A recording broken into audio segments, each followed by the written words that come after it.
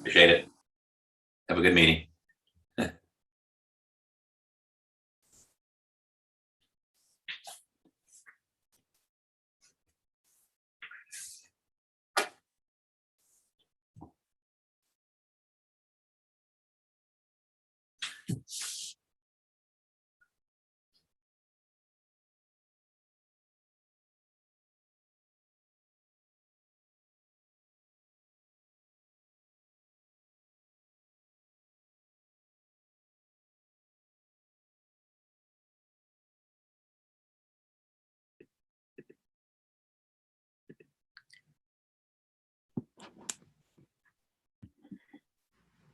Okay, Emily, I sent the link to you.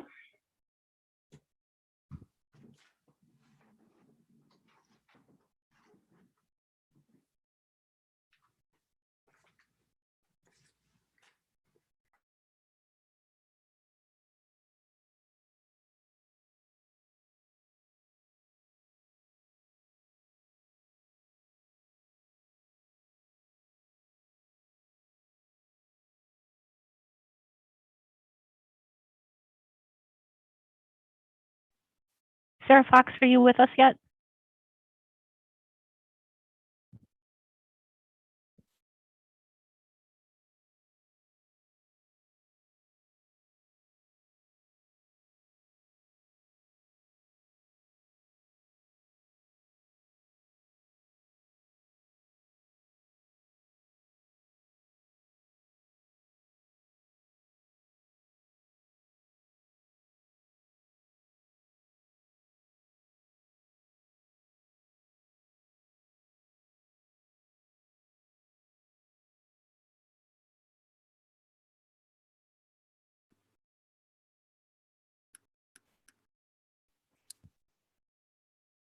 Sarah Fox, are you on?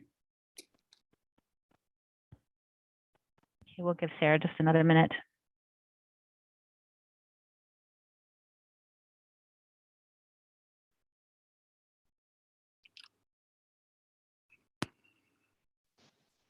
Seven o'clock.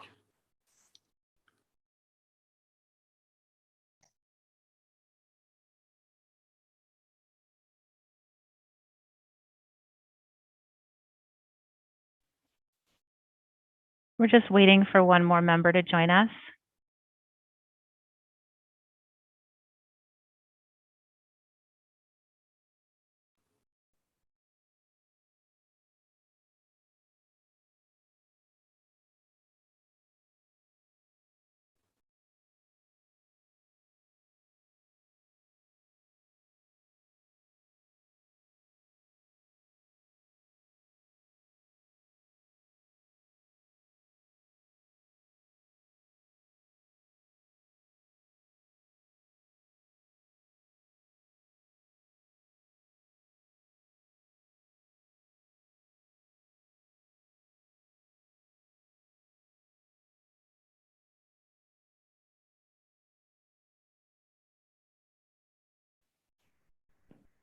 Sarah, are you with us at this point?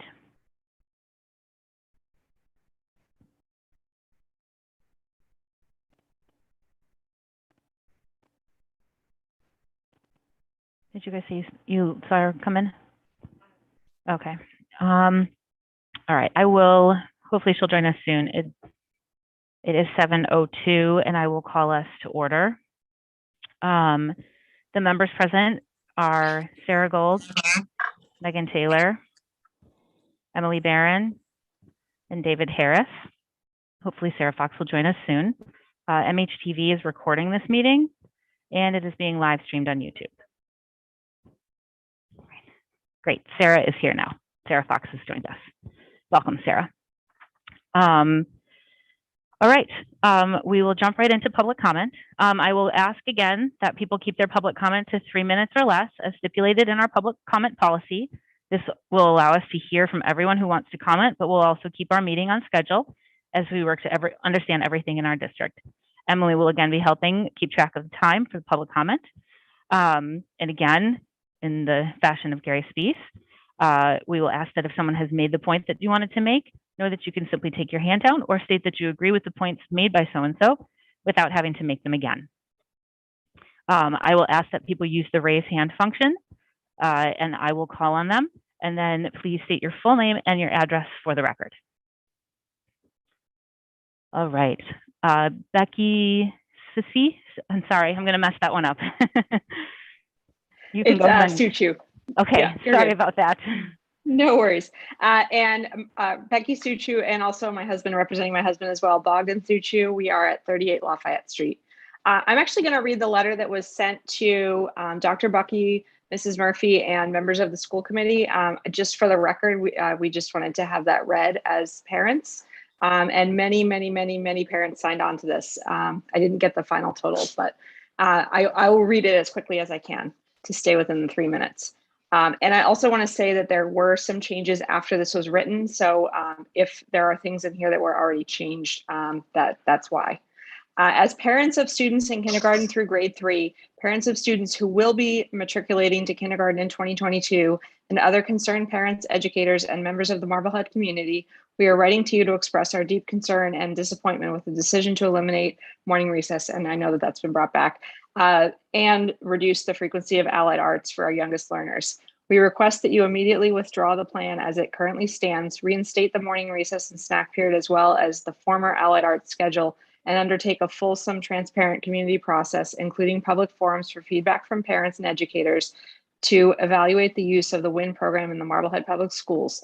If after the process is concluded, Marblehead Public Schools determines that the WIN program would be beneficial, we request that its adoption does not result in a loss of the second recess or the allied arts periods. You've likely heard from numerous parents in recent days with a range of concerns. Some of the most common concerns and comments regarding the proposed schedule include unstructured outdoor play is necessary to allow our youngest learners to develop socially and emotionally. Time outdoors during recess allows our students to be prepared to return successfully when in the classroom. Recess has been shown to improve memory, attention, and concentration and help students stay on task in the classroom. Especially during a pandemic, children need additional time outdoors for mask breaks. Children, especially children this young, should not be having a working snack. We should be cultivating a time for socialization and mindful eating, even if it is only a brief snack break. Many of us do not allow our children to eat while simultaneously doing something else at home, especially not screen related. We don't want that happening at school either. As described in the WIN program, we'll rely heavily on iPads. We do not support the use of screens for a prescribed block of time for our students. Many of our children spent countless hours this year in front of a screen with headphones on. Now that they have the opportunity to be in school full time, we want that time to be spent learning from their skilled teachers and interacting with their classmates, not spending more time in front of a screen. Additionally, it is deeply troubling to allow for this period of secondary screen time, as described in the communication from Mrs. Murphy to K-3 parents. Our children are losing much needed recess and allied arts periods. In addition, we would like to publicly express our heartfelt appreciation to the numerous Marblehead educators who have privately conveyed the concerns about the changes announced by the Department of Teaching and Learning. We are deeply saddened that so many feel that there is a culture in our school department of retaliation and anger when educators advocate for our children and their students. It is unacceptable to us as parents and taxpayers that this is the culture of Marblehead Public Schools, and it must not be allowed to continue. And we call on the school committee to identify outside resources needed to remedy this situation in the best interest of our children. It's done. All right. That's it. Thank you. Thank you very much, Becky. Mm-hmm. Blair Nelson, you're next. Hey, Sarah. Thank you very much for this. Look, it seems like we've been moving at warp speed for the last couple of weeks, and I just wanted to take a moment and roll back 2 weeks and acknowledge and publicly thank Andrew Petty and the Board of Health on their recommendation and vote on school masking. It would have been really easy to follow the surrounding districts and simply mandate masks, but they didn't. They instead chose to create a thoughtful approach, reflecting our local conditions that started to lead us out of this pandemic in a safe and measured way. This was hopeful and inspiring. While we've been overtaken by events, I think it's important to recognize this courageous leadership. Lastly, a PSA on the mask debate. Given the guidance we're operating under now, there is good news that all of us can follow. When the time comes, if you want to have the option of having your child masked in schools, unmasked in schools, get them vaccinated. If you're worried about your child's safety in school, get them vaccinated. We truly are all in this together. So thank you. Oh, and please support the bike tracks. Kids and me need some fresh air and adventure. Thank you. Thank you, Blair. Allie Taylor, you're up. Hi, Allie Taylor for Orange Street. I'm a rising second grader at Brown. I think a couple of things. My main point that I really wanted to talk about is to request, and I know time is of the essence, but some sort of open forum. I think I understand the rules and the laws and all of that, and I'm not trying to go against it, but I feel like 3 minutes is not a lot of, at the beginning of a meeting, is not a lot of time for parents to take in everything, particularly a meeting like we had on Tuesday. And I respect everybody's time and wanting to keep to those limits. But if there could be some type of open forum or discussion where parents could feel perhaps more comfortable or more open to sharing, then something like this can be a little intimidating in these kinds of meetings. And I think that is something, or I hope that that's something that the committee will consider, considering there are so many big ticket items that have kind of caused some kerfuffle, if you will, amongst parents, understandably, myself included. I think the biggest thing is recess. Becky addressed that well, and I think that letter was very well written. Thank you, Becky. And I think the other concern is the win with having the electronics and having that be at the end of the day. I know I'm very strict with my child about screen time, and I know not everybody is. We all have to do what works for us. But there's definitely a concern of having, for the last 25 minutes of the day, having my child in front of a screen. I also have some concerns on how that will be staffed, depending on what our child needs. I know in other districts it's worked wonderfully with a lot of planning, and we might get there, but I'm just wondering, knowing how understaffed we are, how we'll get to that point here where they can be properly staffed to do what, the actual intent of the WIN program. I also want to mirror the working snack concern, considering that second graders are going to have an 11 a.m. lunch. If they start school at 8:15, that's not even 3 hours to lunch. There's a snack in the middle. It just seems like a super early time. Again, these are just all big ticket items that I'm trying to just get on record here. And I think also on record should be something about the nurse situation. I know a lot of us were very sad to lose Amanda, who was, such an integral part of a lot of our children's time here so far, part of the community, et cetera, obviously qualified. And I do think that it was disappointing that she was not invited to at all, be a part of the 2 additional positions that were made available, or not invited to interview for those. I think that was a disappointment amongst the community. 10 seconds left. Yeah, no, that's it. Thanks for your time. Thank you, Allie. Catherine Martin. Good evening, Catherine Martin, 29 West Shore Drive. So I don't have a K-3 student, but I have kind of been following the changes that are being made at the elementary level. And tonight, I think you will probably be speaking to that, but I want to understand how this fits into the 5-year strategic plan, and the fact that we're all anticipating that we are going to be seeing that plan very soon, probably, hopefully, as we come into budget season. And it just seems kind of odd to me that we would take our elementary education and our schedule and our frequency of allied arts in a very different direction prior to releasing a plan that's really going to be the directive for the education of our students in this town. I asked last year for a look ahead for us as parents so we can understand when we are going to see this strategic plan, so we can understand how we can understand the plan itself, understand the budget drivers that are going to have to go along with it. So, when we have the discussion tonight, can you also kind of talk about it holistically and how it fits into the big picture planning of the district? Because, if it is part of these changes are part of the strategic plan, it would be really great to understand the staffing that's going to go along with it, the budget drivers that will go along with it, professional development, training, all of those things that really make new programs work. So kind of just wanting to know how this fits into the big picture planning. Thank you. Thank you, Catherine. Becca Wyden.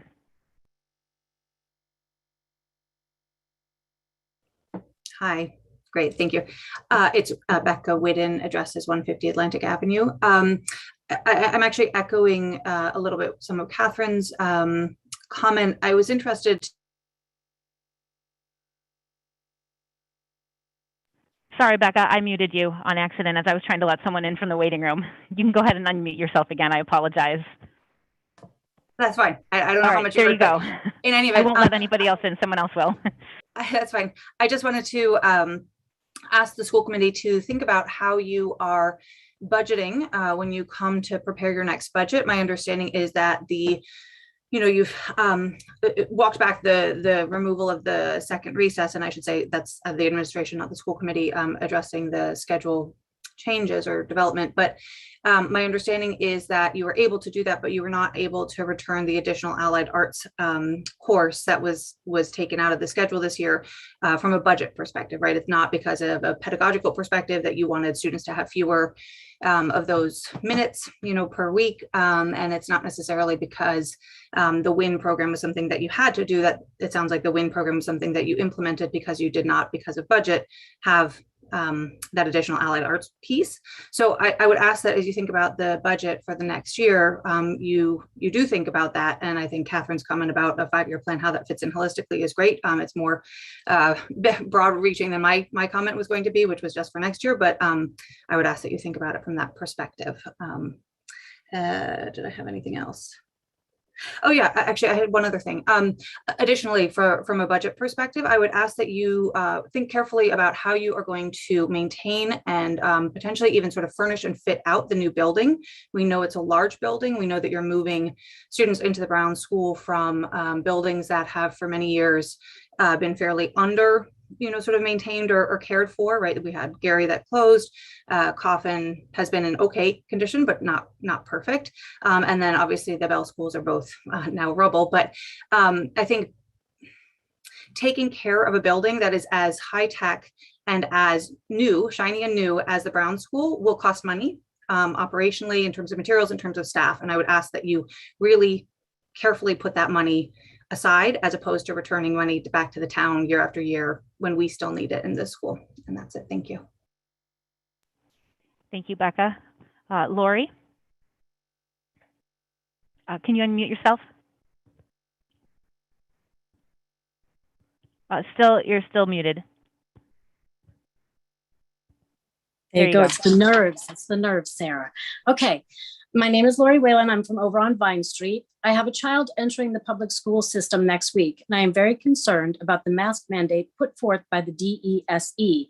My concerns surround the ever-increasing evidence that masking in community settings does not work, and that the requirement to mask our children is potentially detrimental to their well-being. I have 8 studies, which I've shared with Sarah. If anyone wants them, they're more than welcome to them, but I want to stay in the 3 minutes. Our very own CDC admits they do not have any randomized controlled studies that support the use of masks in community settings to reduce the spread of transmission. An article in the American Journal of Medicine from July 2021 reveals forcing children to wear masks leads to adverse health effects. A study completed in Germany, February 2021, found that masks are harming school children physically, psychologically, and behaviorally, revealing 24 distinct health issues associated with wearing masks. Also, lest we forget, children still have one of the lowest rates for transmission of COVID, illness, hospitalization, or death. I am concerned these knee-jerk reactions to controlling the spread of COVID have been politicized and are overshadowing actual scientific data and studies.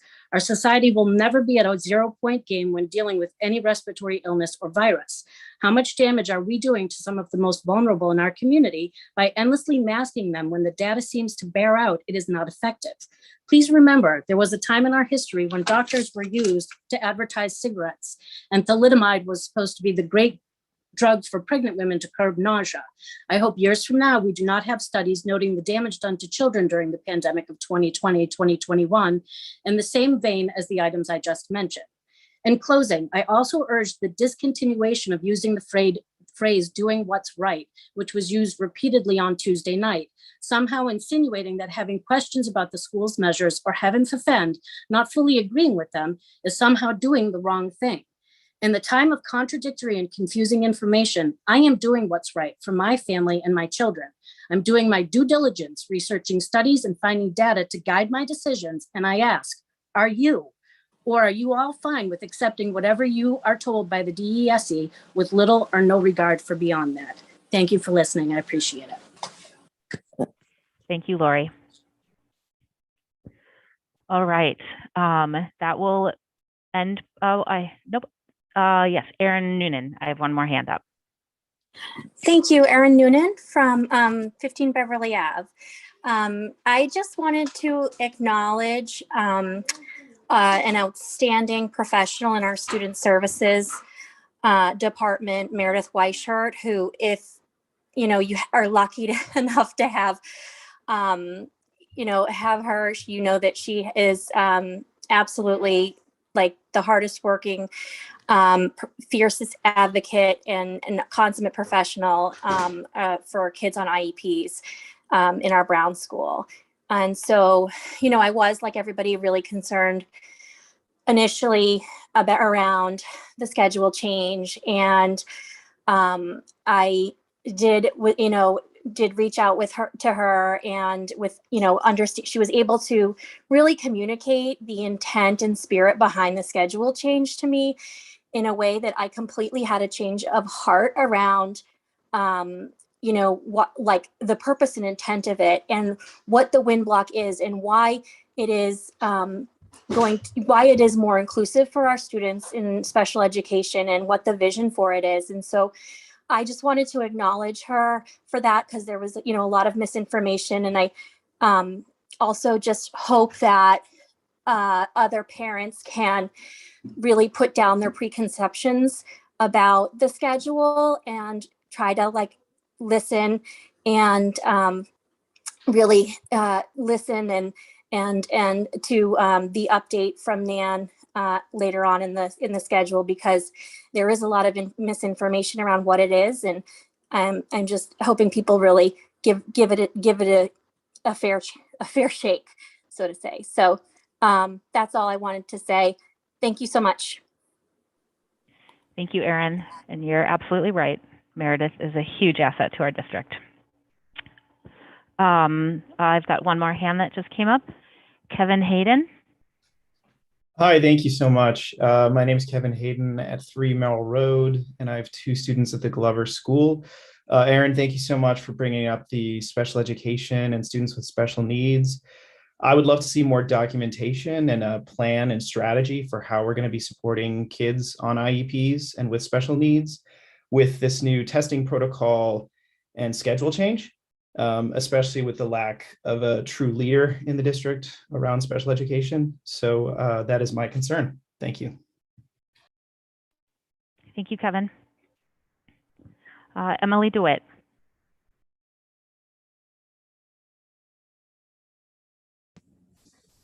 Hi, can you hear me? We can. Hi, thank you all. Thank you for this time allotment on public comment. I just wanted to speak to those kids who are on IEPs. My daughter has a language-based learning disability. Language-based and being in a mask is going to be exceptionally difficult for our children in that situation. It was difficult enough for her last year, being fully remote mostly. And this year, I'm hoping she's able to catch up academically, but she is going to have a major hindrance if she is masked. I understand there are medical exemptions, which I will pursue, but in which case, if we have such a large percentage of our students who are on IEP plans who are medically exempt from being masked, how does that work for all of those people who are going by the data that masks are necessary? In other words, when you've got a large portion of our kids unmasked and then you're forcing other kids to be masked, it kind of negates the whole purpose of the mask when there's so many people unmasked. And so I just beg that you look at the logic or illogic behind that, because I'm also worried about the peer pressure for the kids who are not wearing masks and the inability to be able to explain why without outing themselves as having a quote disability. That's going to be super awkward for a lot of our younger learners, especially. And I haven't heard yet about the mental health aspect of how to help those kids dealing with that situation. So I'm hoping somebody can speak to that. Thank you. Thank you, Emily. Cassie Kindle. Hello, Cassie Kindle, Jersey Street. Although I no longer have children in Marblehead Public School District, I'm speaking on behalf of someone who does, Dr. Jessica Benedetto. Last year, Jess put a huge amount of her own time and effort into facilitating audits of safe routes to our schools for children who have to walk or ride bikes. We understand now that although we have seats, only 8 of them available on buses, available to people who are first come, first serve, we have not prioritized children who do not have a safe route to school. We find this absolutely staggering, that someone who happens to be online first and happens to shoot off an email first to reserve a space on a school bus is prioritized over a child who literally takes their lives in their hands to walk down a road with incredibly heavy traffic, no sidewalks, and that has been documented by not only Safe Routes, but also our past police chief, Piccarello, who said this is a dangerous road. We are asking for some common sense here. We are asking for some common sense here. Prioritize the children whose lives are in danger over those whose parents happen to be able to shoot an email off first. Not only is it the right thing to do, it's the legal thing to do. The law says that the schools must provide. The schools must provide routes of buses to school for kids who do not have a safe walking route. They must do this. It is the law. We ask that the schools obey the law and provide buses for children who cannot walk safely to school. Thank you. Thank you, Cassie. All right, that will bring us to the end of public comment. I don't have any other hands raised, so we will move on to the approval of the bus fees. We had this in our, sorry, I just working to lower hand. We had this in our packet the other night. We talked about the fees piece of it. That's the only thing that tonight that we're required to take action on. I know, Sarah Fox, you had raised some of the concerns that Ms. Kindle just raised, and hopefully you were able to talk with Michelle about that a little bit offline. And I think, you know, it seems as though we can be hopeful that we're going to continue to work towards a resolution on that. Actually, my understanding was they were going to look at it and come back with some more information on if that was possible tonight. So I don't know between, 7:30 tonight and when this goes live at 9 a.m. tomorrow morning, what resolution is going to be made. Because if we give out those 8 seats and then decide that, there is validity to what the point I made and the one that Kazi Kindle just made, we've given those 8 seats away already. So I actually was hoping that we had some resolution on that tonight, but I mean. Were you able to circle with Michelle at all? I've actually spoken with Michelle, but not on this topic. I thought, this isn't, it's something on an agenda, so it should be done in our meeting. I take my check. Michelle, were you able to have any other thoughts on this? I spoke to Dr. Bucky about this. I do understand the particular situation that we were talking about with Dr. Benedetto's situation. However, this particular situation has been documented as an unsafe route, but there's no way to quantify other unsafe locations as well.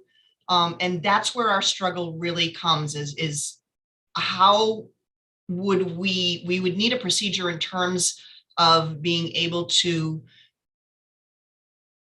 document what is truly unsafe and what versus what is safe. So I don't see that there's a fair way that we could prioritize that.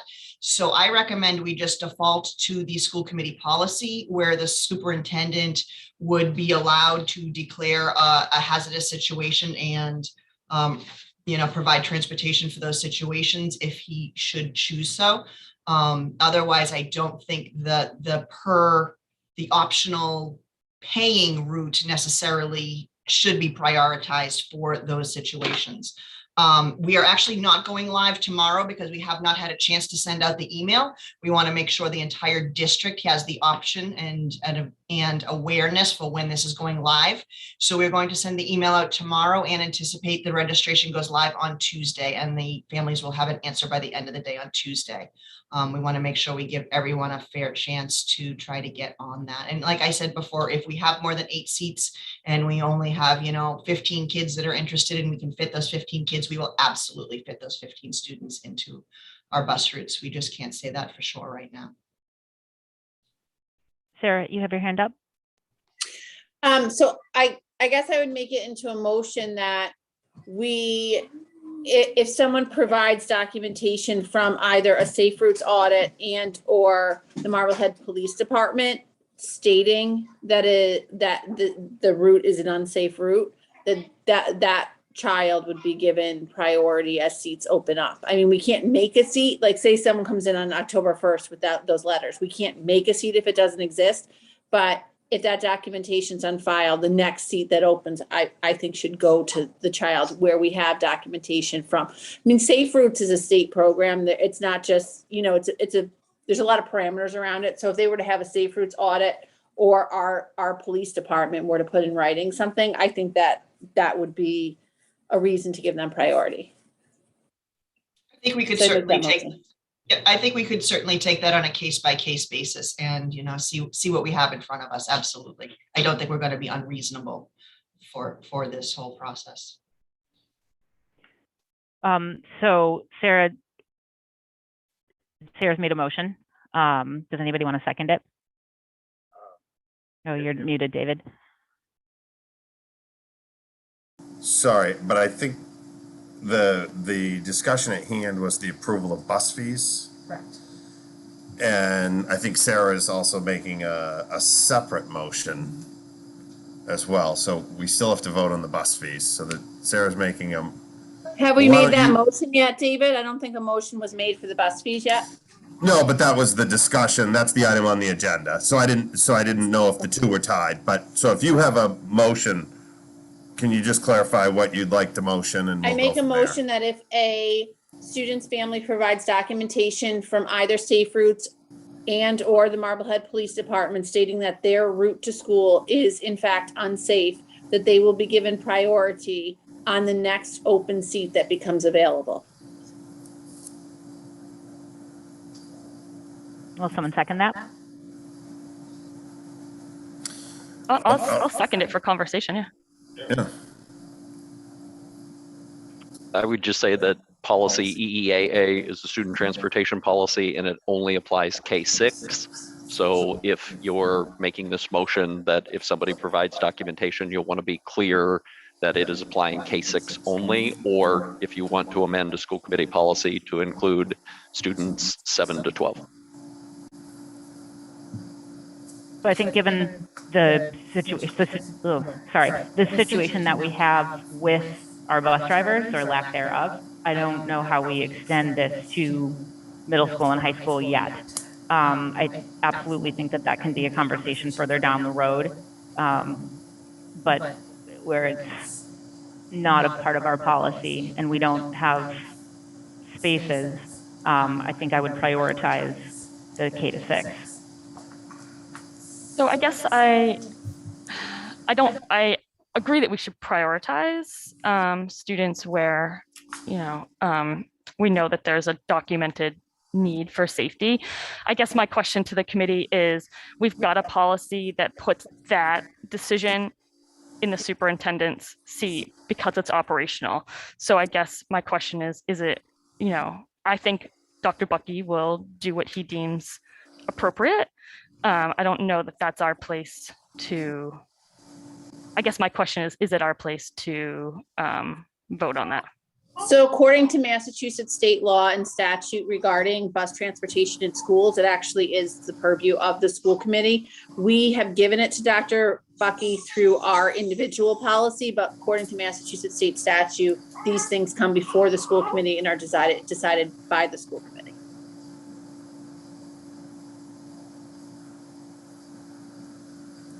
I mean, I would think we would want to run that through legal counsel Yeah. to be sure. Yeah. I would agree with that piece.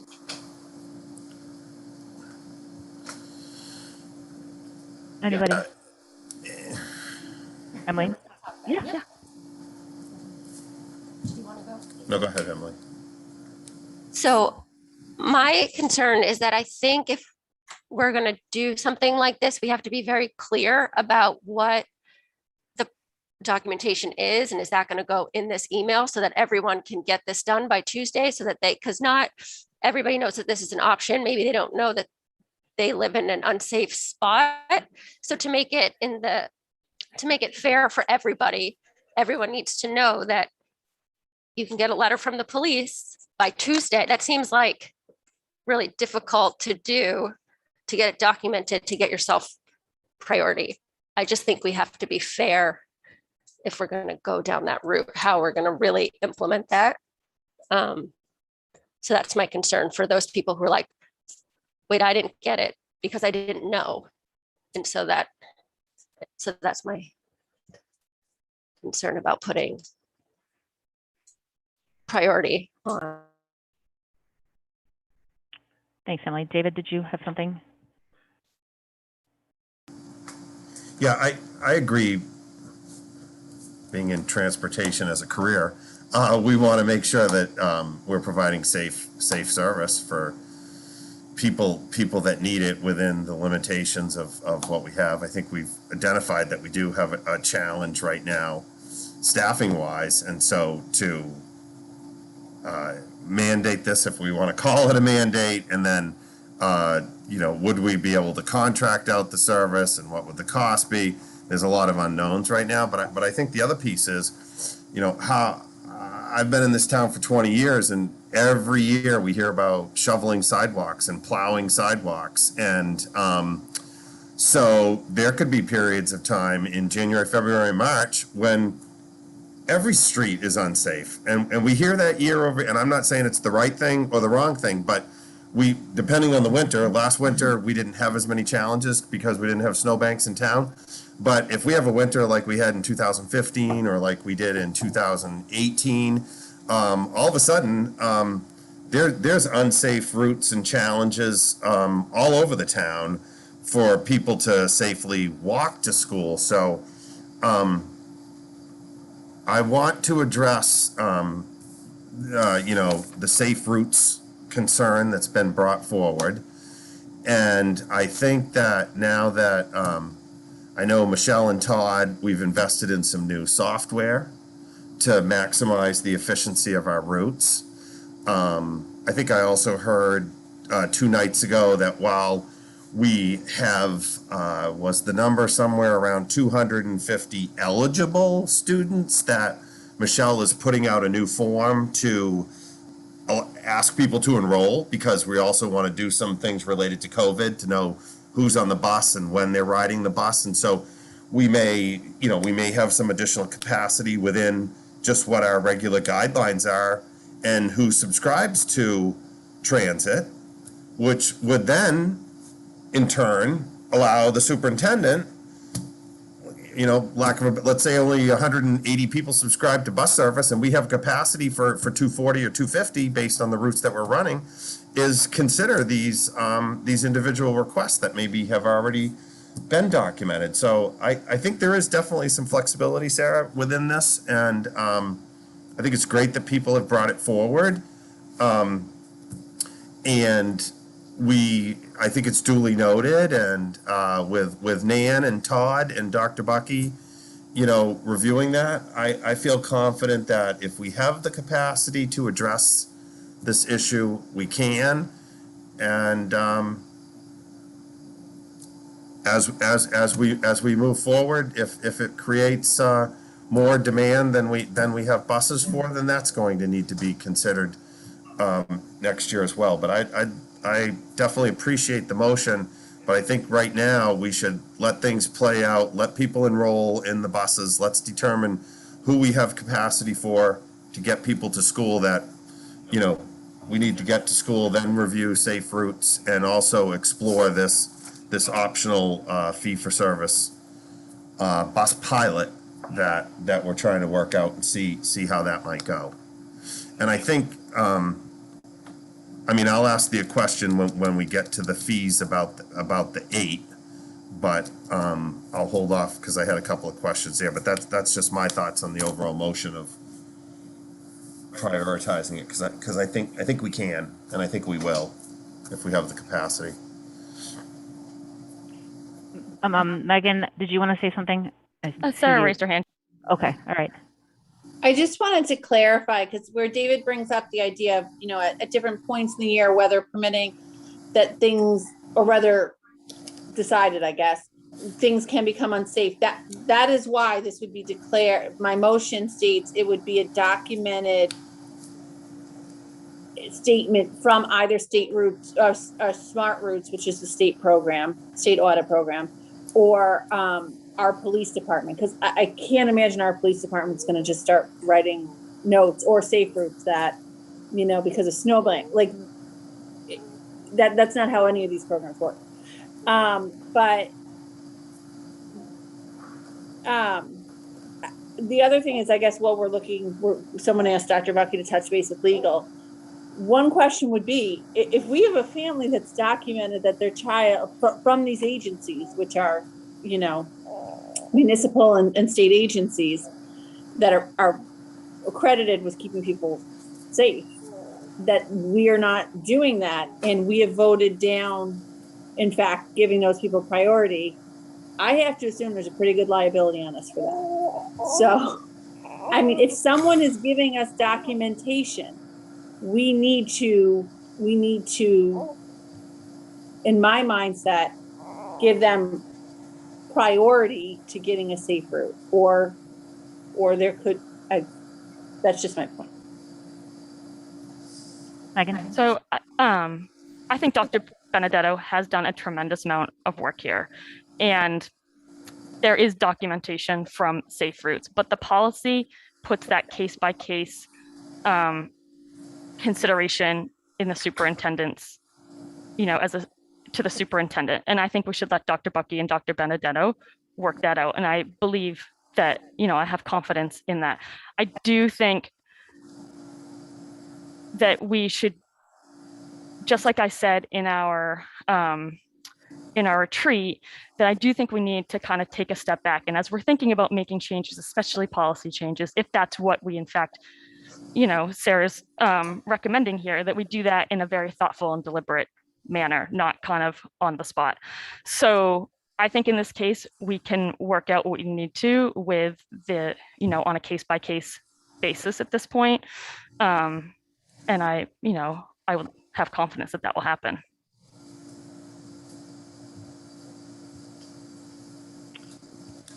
Sarah, can you clarify for me that your motion is addressing the 8 open spots, or if there's more? Whether it be 8 now or as more open, like it's not a mandate for us to create new spots. It's that as we receive a letter, that becomes the priority to being assigned to any open spots. So if we have letters now they become the priority for the 8.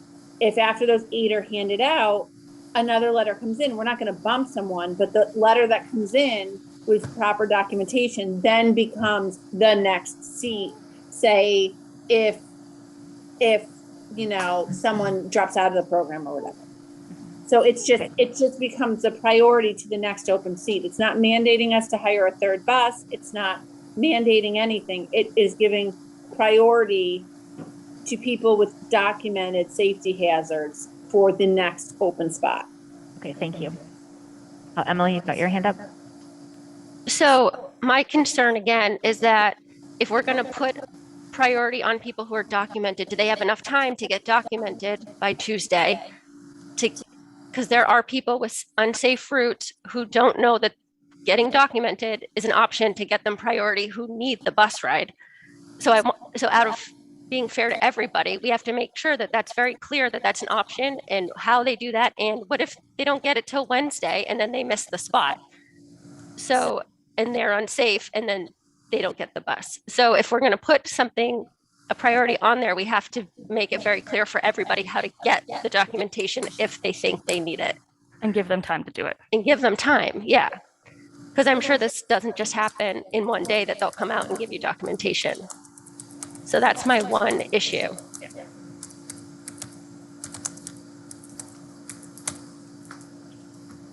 Okay. So I don't think anybody has anything else to say on it. So I will call for a roll call vote. Sarah Gold, yes. Megan Taylor?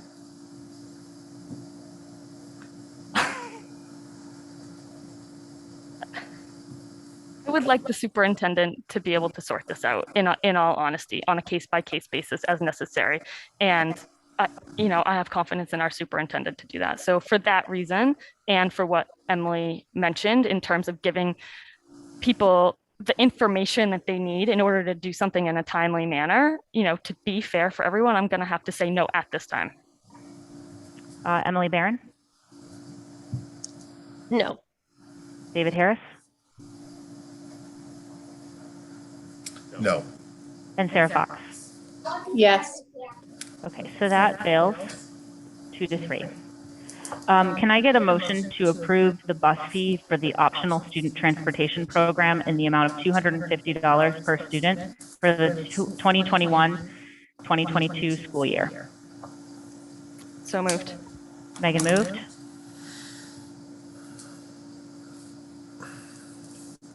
Second. David second. David, I know you mentioned that you have a question on this one, so go ahead. Thanks. So, Michelle, I just wanted to ask, so the CDL, so we have some of the smaller vans. Is the seating capacity in those maxed out at 8? Or because we could handle up to 15 without requiring a CDL? There's various licensing. If it's not a big bus with the CDL, then it's a 7D license that's required on the smaller vehicles. And they hold different seating capacity depending on if they are a wheelchair van or not. And right. So we have a couple different models at this time, but most of those are used for special ed students for student services. Okay. All set? Yep. Any other questions? Okay. I will call a roll call vote. Sarah Gold, yes. Megan Taylor? Yes. Emily Barron? Yes. David Harris? Yes. And Sarah Fox? Yes. All right, that passes 5-0. Thank you, everyone. And thank you, Michelle and Todd, for your work on this, as well as Dr. Benedetto. All right, that takes us to the Bikemore pump track discussion and the Green Street piece with it as well. So last spring, at some point, the Bikemore group from Marblehead approached us regarding 2 of our properties. And tonight we have an agreement on one of them. And that is the Green Street property at the corner of Green and Beacon. This has been a lengthy process, and Town Council has given everybody a right of entry agreement, release, and indemnification. So I will at this point ask, there's one piece that's not filled out in here that we need to discuss, and I will give a suggestion that I've thought of. The number 8 on page 2, this agreement shall be valid through that X date. So we should probably put a date in there before we ask for a motion. My suggestion would be that we put either today, or because we're so close to September 1st, September 1st makes a sense in my head, or August 31st, 31 days in August, I think so. So I'd take thoughts on that. Sarah, do you have your hand up, or? No, I was just getting ready to unmute if we needed to make a motion. Gotcha. Sorry. So you're saying 1 year from August 31st? Correct. Yeah. Well, or from today, so it'd be 1 year and a handful of days. Yeah, I think I mean, because there is a spot there that's empty right now. So I do think we should put an end date in. Yeah. August 31st. I mean, whatever makes sense. August 31st, 2022. Any problems with that? Are these typically 1-year leases or longer term, like a 3 or 5? Do you know the answer to that, John?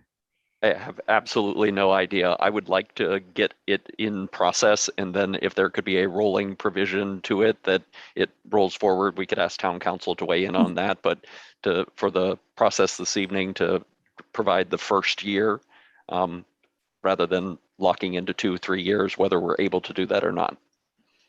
Okay. And I think especially given that we're having a larger conversation with the town on land use.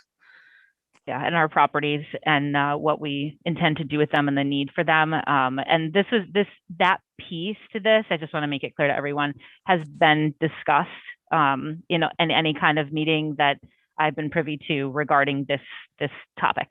So town is aware of it. Jackie Belfbecker from the Selectmen has been involved in this. When there was an issue at this property last spring, Jackie was there to check it out, as well as Jason. So, town has worked really close with everybody on this too. So if this were something that this were a property that we handed back over to the town, I do think the town would absolutely memorialize this as well and work to continue this forward, because it was an important piece for them as well. All right, so we've got October 31st, 2022 on this agreement. So I will ask for a motion to approve the right of entry agreement release and indemnification as written by town council. So moved. Megan moved. Second. Emily second. All right, any further questions on this? Just confirming it's August. You said October just then? Oh, I'm sorry. It's August 31st. I have it written on this. So just a question, not necessarily about the motion, but currently there are signs up on that. So once we vote this, then those signs can come down. Yes? That is correct. Okay. Any other questions? This has been a lengthy process and really truly a labor of love for Pat Milner. And she and her group have worked incredibly hard when there was some issues with conservancy and kids had built some ramps that weren't approved on wetlands and everything. Pat and her group really stepped up because this was such an important piece to them, and this property was so important for them to be able to make it into a safe place for kids to use their bikes and have fun. They stepped up and they cleared and worked with Conservancy and just did an amazing job fixing the things that had been destroyed and making the property even more beautiful place than it has ever been. So I'm really excited tonight to be able to finally do this for the Bike More group with Pat at their helm. So with that, as long as there are no more questions or comments, I will call a roll call vote. Sarah Gold, yes. Megan Taylor? Yes. Emily Barron? Yes. David Harris? Yes. And Sarah Fox? Yes. All right, Pat, that passes 5-0. Pat, thank you so much for all you've done on this in the Bike More group. I think it's going to be a great space for everyone in the community to use. So I'm really excited about it. Thank you. Same. Thank you, Pat, and to Can the I just entire say- Bike More group. Can I just say one word to Yes. thank you and Dr. Bucky and all the town stakeholders that have supported us, because we still got a lot to do. We can't just take the signs down and go for it. There's going to be a lot of stuff to do. So this is just the beginning, but we super appreciate everybody and their support. Jackie Belfacker, Jason Silva, all of you guys on the committee. So thank you so much. And we're excited to run stuff for the kids, right? Yeah. And if you can let us know when you need volunteers and what type of work needs to be done, I'm sure there's lots of people that want to help. So Absolutely. Thank you. great. Yeah, we'd be happy to put that up on our website. Sarah, did you have something? I just also wanted to commend there is a lot of students and younger people that have really advocated for themselves through this process, and I think learned about advocating for themselves and speaking up, which is such a important lesson, and have done really well in doing that, to have a healthy, positive activity to do. And I've been really impressed with the student age group here in what they've been willing to do to kind of fight for something that they really want and believe in. And I think that's really impressive to see. Well, congratulations, Pat and Bike More, and we are just pleased as punch to be a part of this. Looking forward to it. Maybe we can get some kind of bike cam footage after it's all built. Sarah, I expect to see you on the course. Oh dear. All right. So that will take us forward into our superintendent report. And one of the things that most people have probably been waiting for, the kindergarten to third grade schedule. So John, I will turn it over to you. Sure. First, I have to own the bad launch of the schedule. It was poorly communicated, and the gaps in communication created a space to be filled with information where people were left to guess. The resulting angst, anxiety, frustration, and downright anger could have been and should have been avoided with a better communication, and for that I am sorry. Sometimes being in the work over a period of months and knowing all the process elements and the people that have been involved, you make assumptions about what people not involved in the process know. This was a mistake. Marblehead has a rich history of neighborhood schools with their individual identities, ways of doing things, innovation, and deeply held practices and beliefs. I have heard so many stories about Gary, Bell, Upper and Lower, Coffin, Eveleth, Village, and their unique traditions. As a result of these neighborhood identities, I think we have a system of schools here. This idea has come up in our planning for success process. Former Intersuperintendent Bill McAuliffe agreed and said he would take it a step further and say MPS has schools that are islands in the stream, loosely connected by those rickety rope bridges where the steps fall away and keep them unconnected through those gaps. Last year, when people were concerned about time on learning, as various schedules, cohort models, hybrid, remote were implemented. This was across Massachusetts and not just in Marblehead, but people were deeply troubled about time on learning. This committee received significant feedback on the issue of learning time. As such, DESE requested an audit of each district's structured learning time. When we asked for the schedules at various buildings, at the elementary level, we received individual classroom teacher schedules. When we inquired about the building schedule, we might then get a grade level teams schedule, but it was different from the same grade level at another school. It was clear that there was not a school schedule that structured the learning time across our elementaries. As such, some of the schools were meeting structured learning time and others were not. Understandably, this raised deeply troubling concerns about equity. A student's grade level experience, kindergarten, first, second, or third, should not be predicated on where he or she lives in the district. People would support that we need an equitable school system in theory, but if that means a change from the school in the system, we get some of the concerns that are currently being raised. To meet the structured learning time last spring, a very similar schedule was implemented at the Coffin School.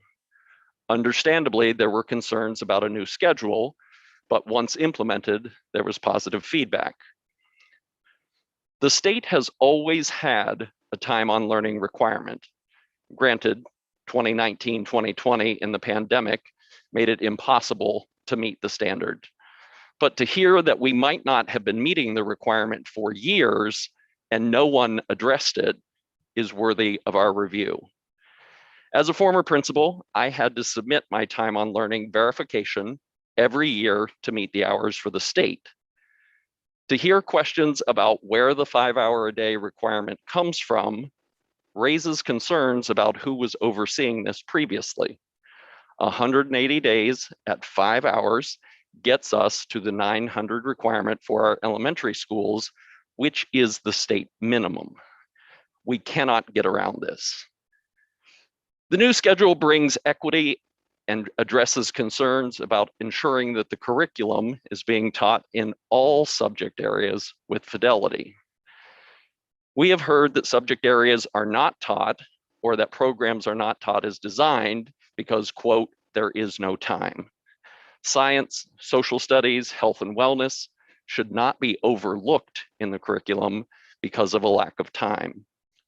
In opening the Brown School, the new schedule aligns Brown and Glover and moves us to a school system versus a system of schools.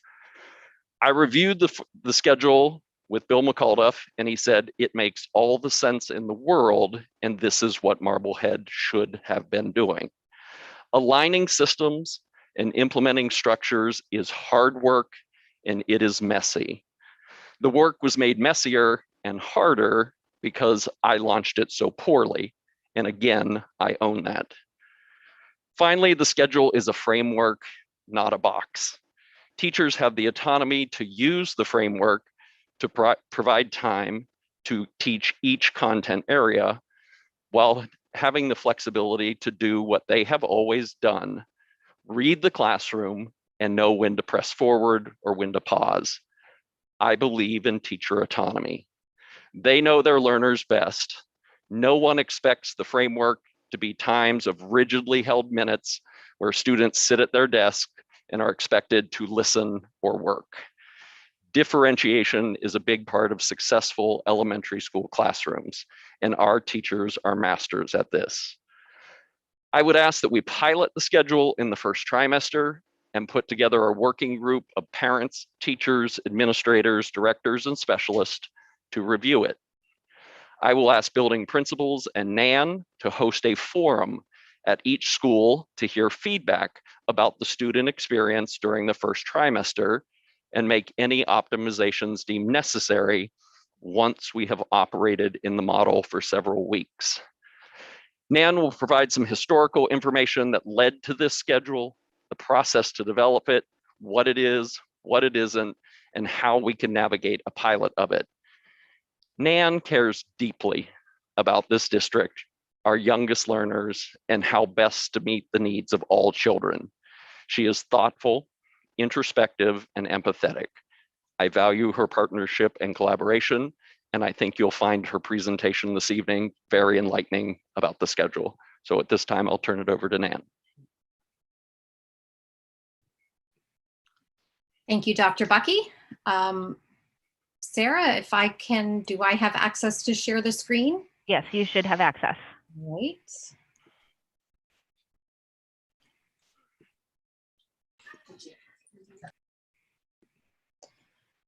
All right, families. Well, I am going to try to piece together the rickety bridge and create a really solid transition into our exciting school year. It is our first time in a while being full day in person, and we are excited.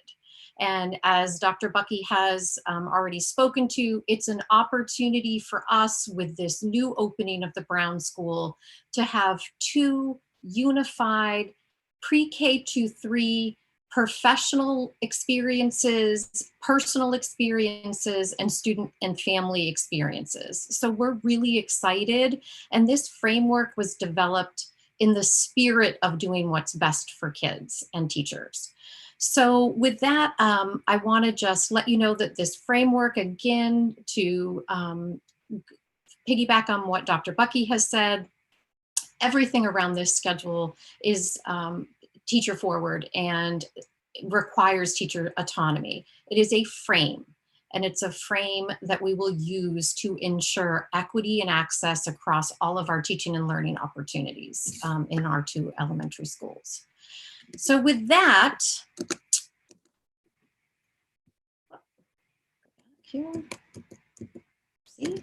all right, so why? I know a lot of parents are asking why, and some teachers as well. And before I get a little bit into the why, I do want to apologize on the behalf of the Office of Teaching and Learning for the rollout as well. We have been in a pandemic. And so our professional learning time and face-to-face opportunities with teachers has been limited. And in the past, this would have been more of a springtime rollout where I would have brought it to teachers at faculty meetings. And because we didn't have those opportunities, I apologize for that oversight to our teaching staff. But why did we do it? Well, we're doing it, as we said, we want to align our services to students. And part of that is being really strategic about how we use our staff. So our elementary teachers are fortunate to have math and reading tutors. We are fortunate that we're bringing on board this year 3 additional instructional support specialists, and we have inclusion specialists that come into classrooms to support students on IEPs and 504s and just all kids. So when you have large blocks of time allocated by subject, you are able to be strategic for where people are and when people are in certain places. So our special education and our special education chairs are able to allocate their staff. Our instructional support specialist, the math specialist will be in math blocks, the reading specialist will be in reading blocks.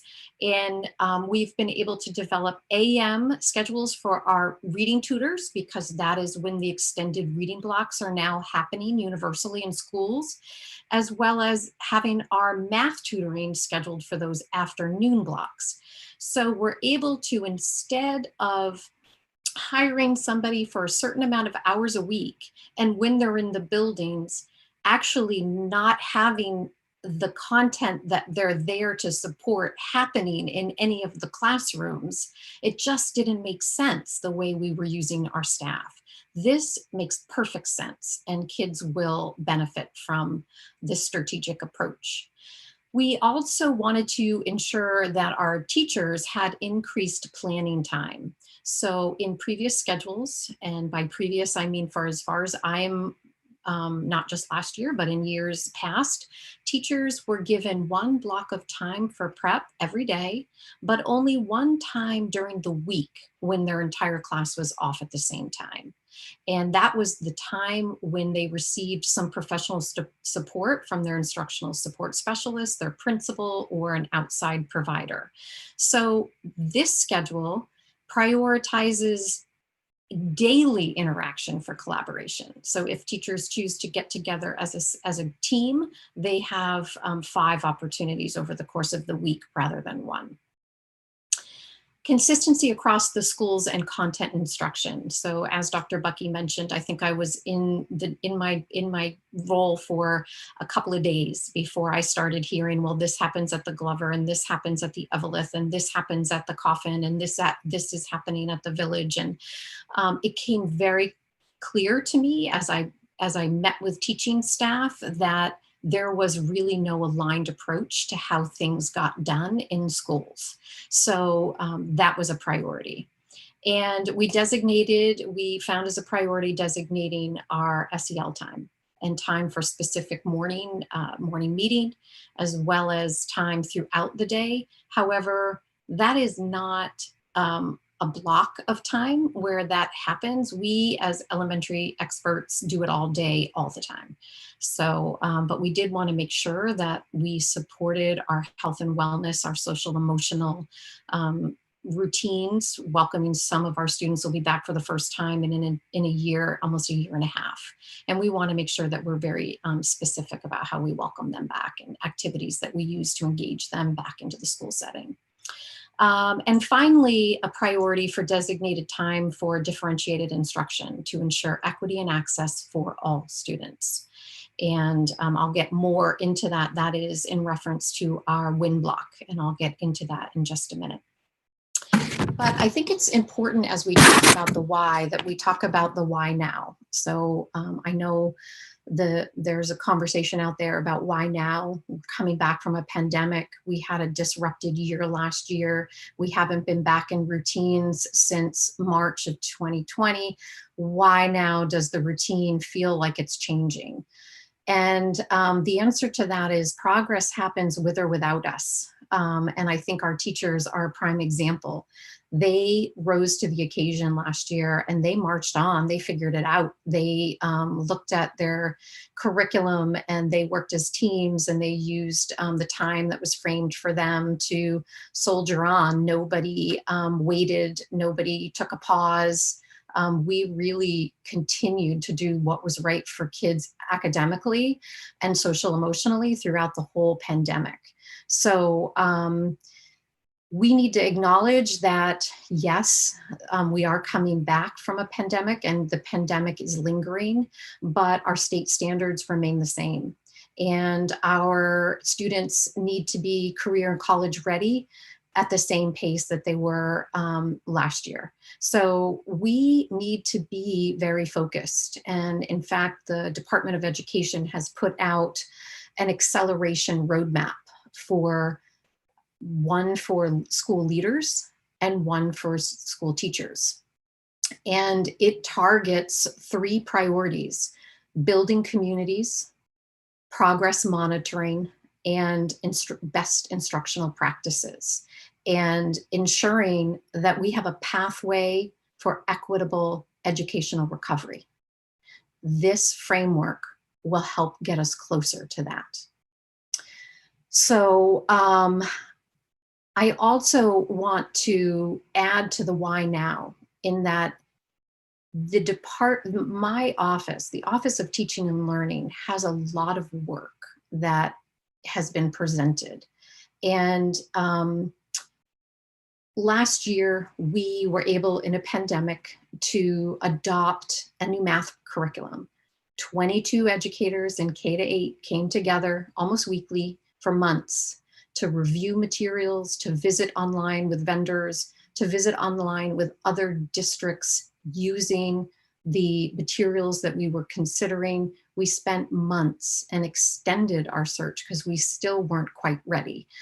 We got there, we made a decision. We were in a pandemic, but we made a decision. And because we were able to progress through that work, our students coming back K-8 will have a new math curriculum that is state of the art. And if we had paused and waited because we were in a pandemic, they would be going into their 12th year with the math curriculum currently in place. So the other thing that my office has been working on is a scope and sequence for Marblehead Public Schools.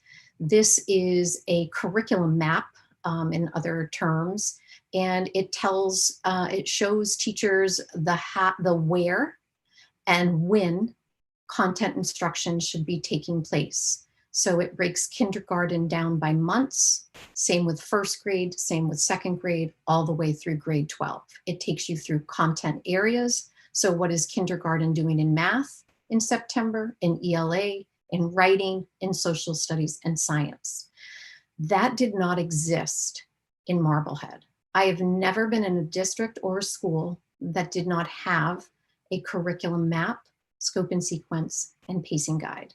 That was work that we started during the pandemic because we knew it was best for teachers and ultimately best for kids.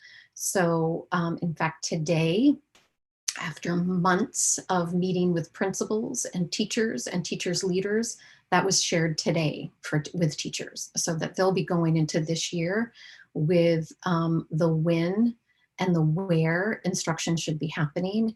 And we also created an assessment calendar so teachers know when we are going to pause instruction for progress monitoring. So there's also no social studies curriculum in Marblehead Public Schools. So that work is ahead of us. I haven't even started really talking about that. I worked with one grade level. We worked with 6th grade last year and trying to unpack some of that and figure out the best way forward with curriculum and doing some additional supports in that class with that team. They welcomed me into planning with them. But that really opened a door of an aha for me, that we do not have curriculum. We still have the state standards. We still have what is expected students to know at the end of the school year, and yet we have no curriculum for teachers to instruct that material.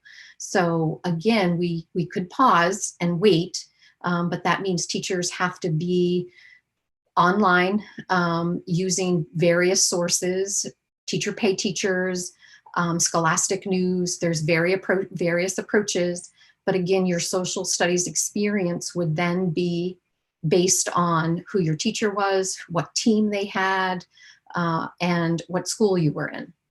So this framework where we have social studies and in the day, and now we have a scope and sequence that outlines the standards, will help me find materials that support that content so teachers can teach more targeted social studies instruction. There's also in Marblehead no universal assessment tool.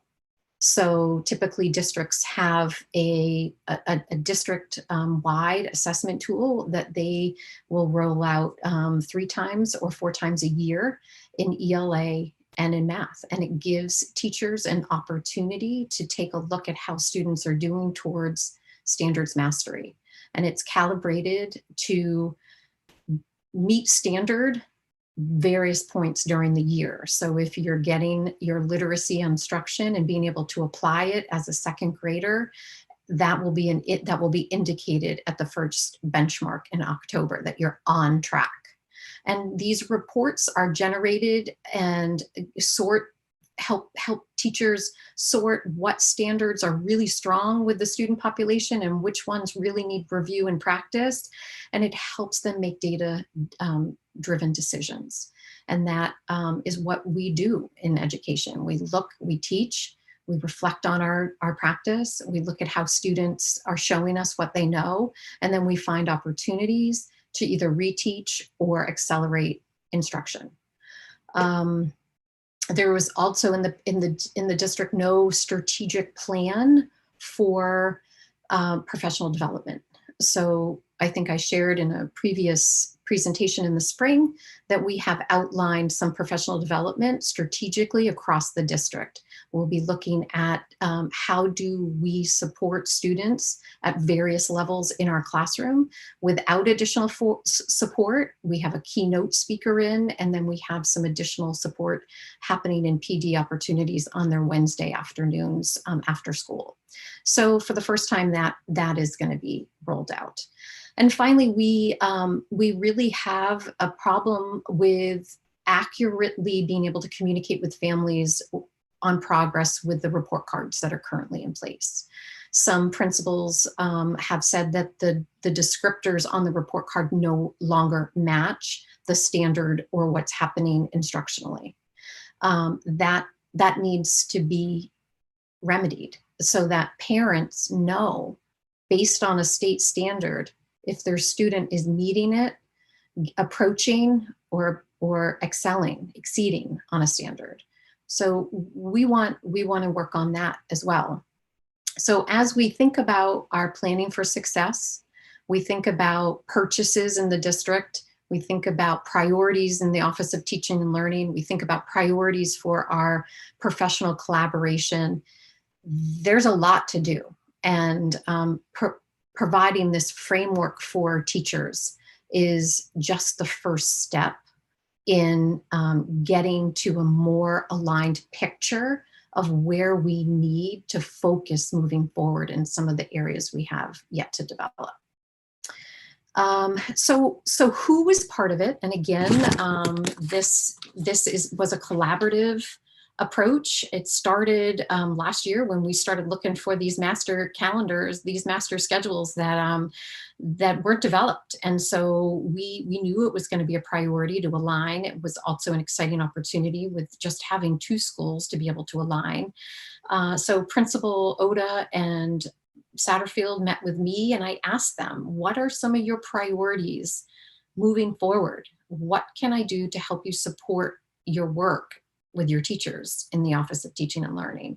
And priority for the Glover School, and echoed through Sean Satterfield's comments, where teachers wanted allocated time to be able to meet students where they were at. Time in the schedule to do reteaching in small groups and to provide opportunities for students that need enrichment. And Brian Oda told me that they'd been asking for that for 6 years. So that was a priority in bringing that WIN block forward. The former director of student services was a huge driver in this work. He was a big proponent of being able to see how this supports equity and access for all students across the district. Emily Dean supported me in looking at it through the lens of our English language learners and some of our most at-risk learners. So how does this look and feel for those kids? Meredith Wishart, the elementary team chair, also, looking how to somebody who's primarily responsible for scheduling the inclusion specialists. She thought this was a fabulous way of supporting students, having larger blocks of time allocated to literacy, writing, math, helps her ensure that all of the IEPs that have inclusion support written in those content areas are met, and that students have the best experience possible with their support staff. Rebecca Brand, our district instructional specialist, just another phenomenal colleague, looking at it, making sure that best practice in literacy, we really need to, there's a lot of minutes that need to be allocated to our literacy and at these early ages, and ensuring that we were spending that time correctly. So she was another great support system. And finally, our MEA team leadership. Now they're elected to represent their teachers, and they vetted it. They asked questions about it. They proposed changes, which I made. We talked about some of the barriers, and we came to consensus that this was going to be a framework that would work moving forward. So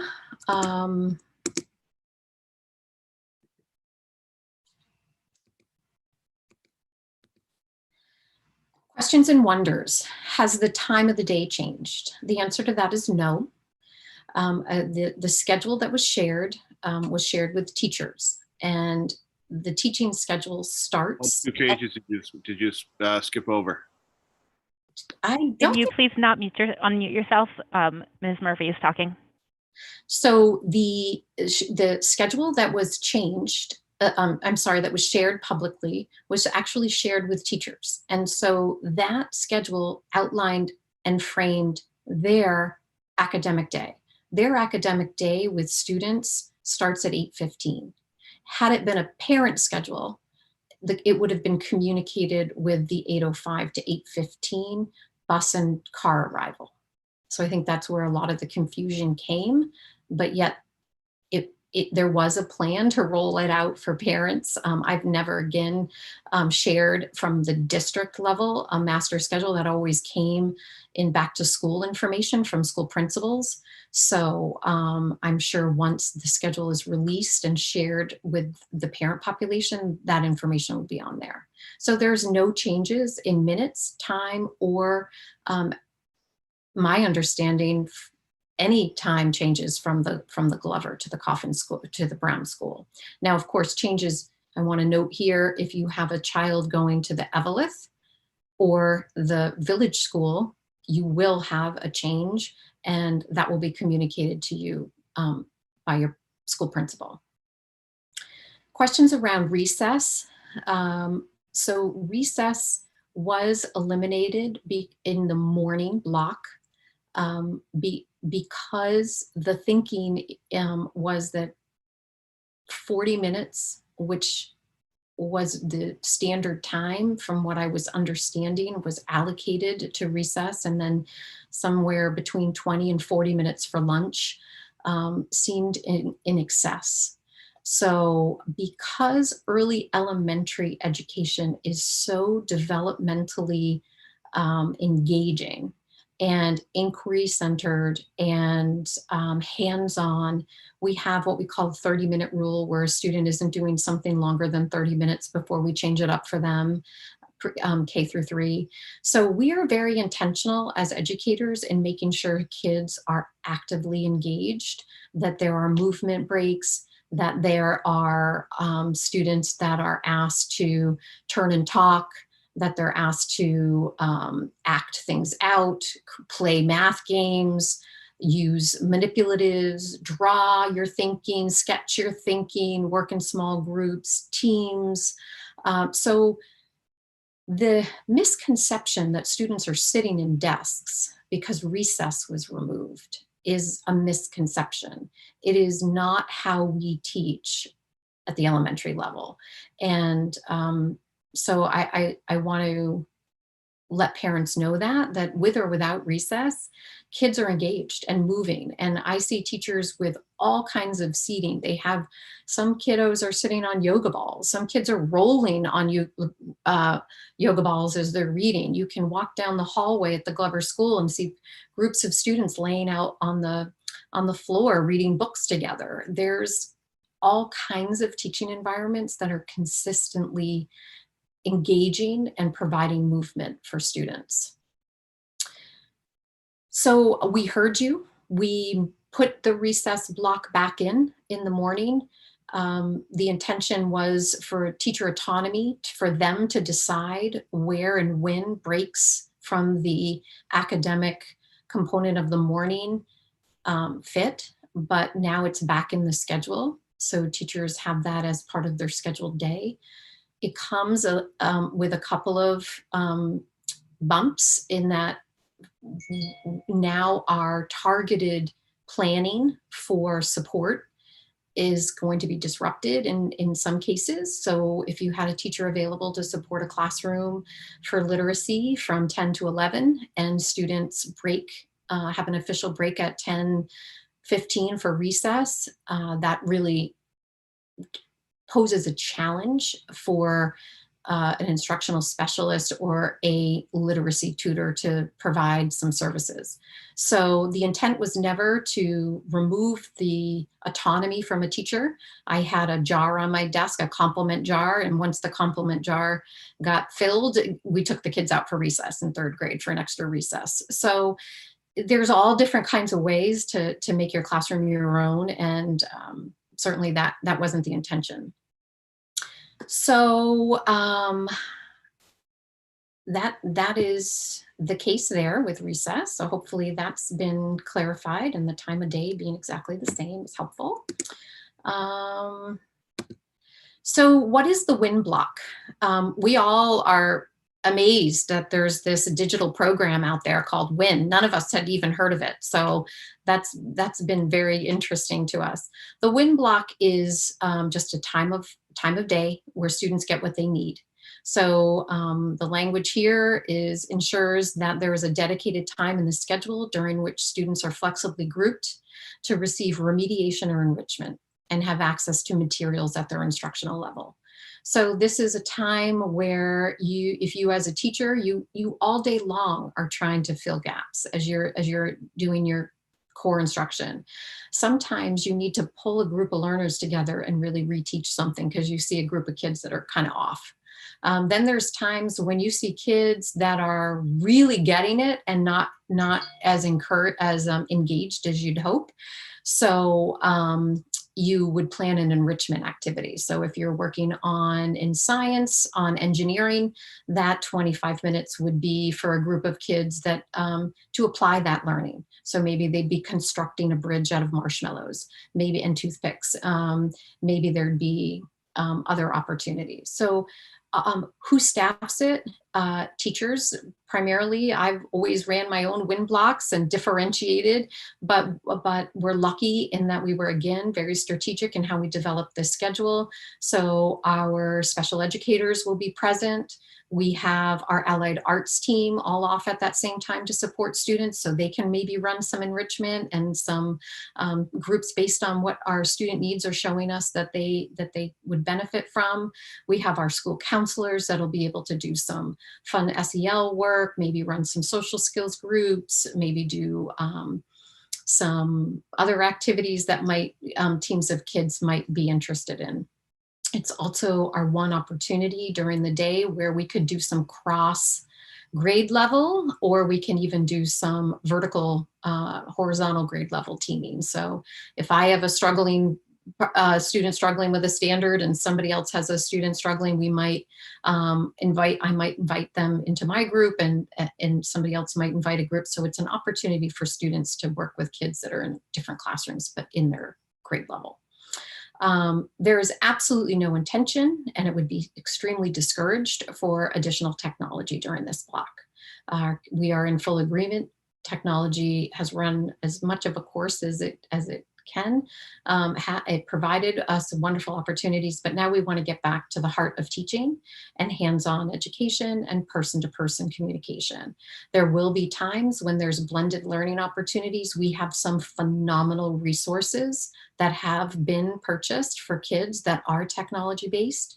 Every classroom at the Brown and Glover has an interactive whiteboard. I see that being used by groups of students. There are tools that we're going to be using to assess students. And so they may take in a 15-minute assessment during that block of time. There's all kinds of things. The blended learning refers to the in-person, the teacher, person-to-person humanities piece, also reinforced with some really engaging opportunities through technology. Our new math programs have some phenomenal components for kids that are technically based. And once teachers unpack those and understand where those fit, kids will most definitely enjoy that part of the day.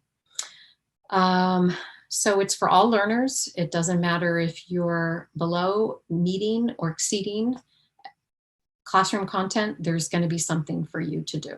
And it will be engaging, and it will be student facing, and hopefully meet the needs of the expectation that we are constantly progress monitoring and constantly working to close our achievement gaps. So another wonder is around the allied arts schedule. This is not a change in terms of 5 days a week, students having access to allied arts. That remains the same. The misconception that students only have allied arts 1 day a week, again, if they are looking at the teaching schedule, it's probably hard to understand, but students have allied arts every day of the week. They have a 55-minute block as opposed to a 40-minute block in the past. And the reason that we don't have the additional music and PE experience for students 1 day a week, some teachers, some classes got it, some classes didn't. Some kids got library double time. It kind of varied. But the reason for that was just to be able to cover the teachers' planning times that 1 day of week for teachers to collaborate. We've been able, through thoughtful planning, to do that 5 days a week. Our teachers get 55 minutes together. Our students get 55 minutes in allied arts. It is a long time for kindergarten to be in allied arts. It's a long time for anybody to be in a core content area. But I assure you, this is what they do. They are magic, these teachers. They will have different opportunities for kids so that 55 minutes they'll be begging for more. That's what they do so well. If they read the room, if kids are off the rails in library and no longer able to engage in the activity, I trust the teacher to be able to shift gears and make something else happen that students will redirect the energy and excitement. A consistent daily schedule for students is imperative if you are running a socially, emotional, and trauma-forward school system. Students, particularly at the elementary level, they thrive in predictability, and we have an increase in anxiety among students of all ages, and predictability is one of the reassuring factors for kids that are coming into school anxious. They need to know when things are happening, and this schedule provides that for them. Your students will have 1 day a week. They will have PE, music, library, art, and health and wellness.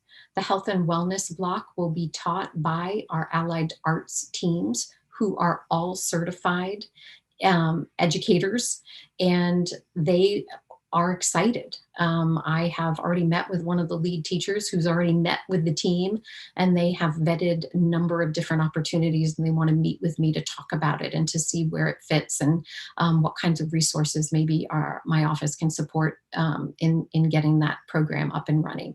So they seemingly are very excited about that.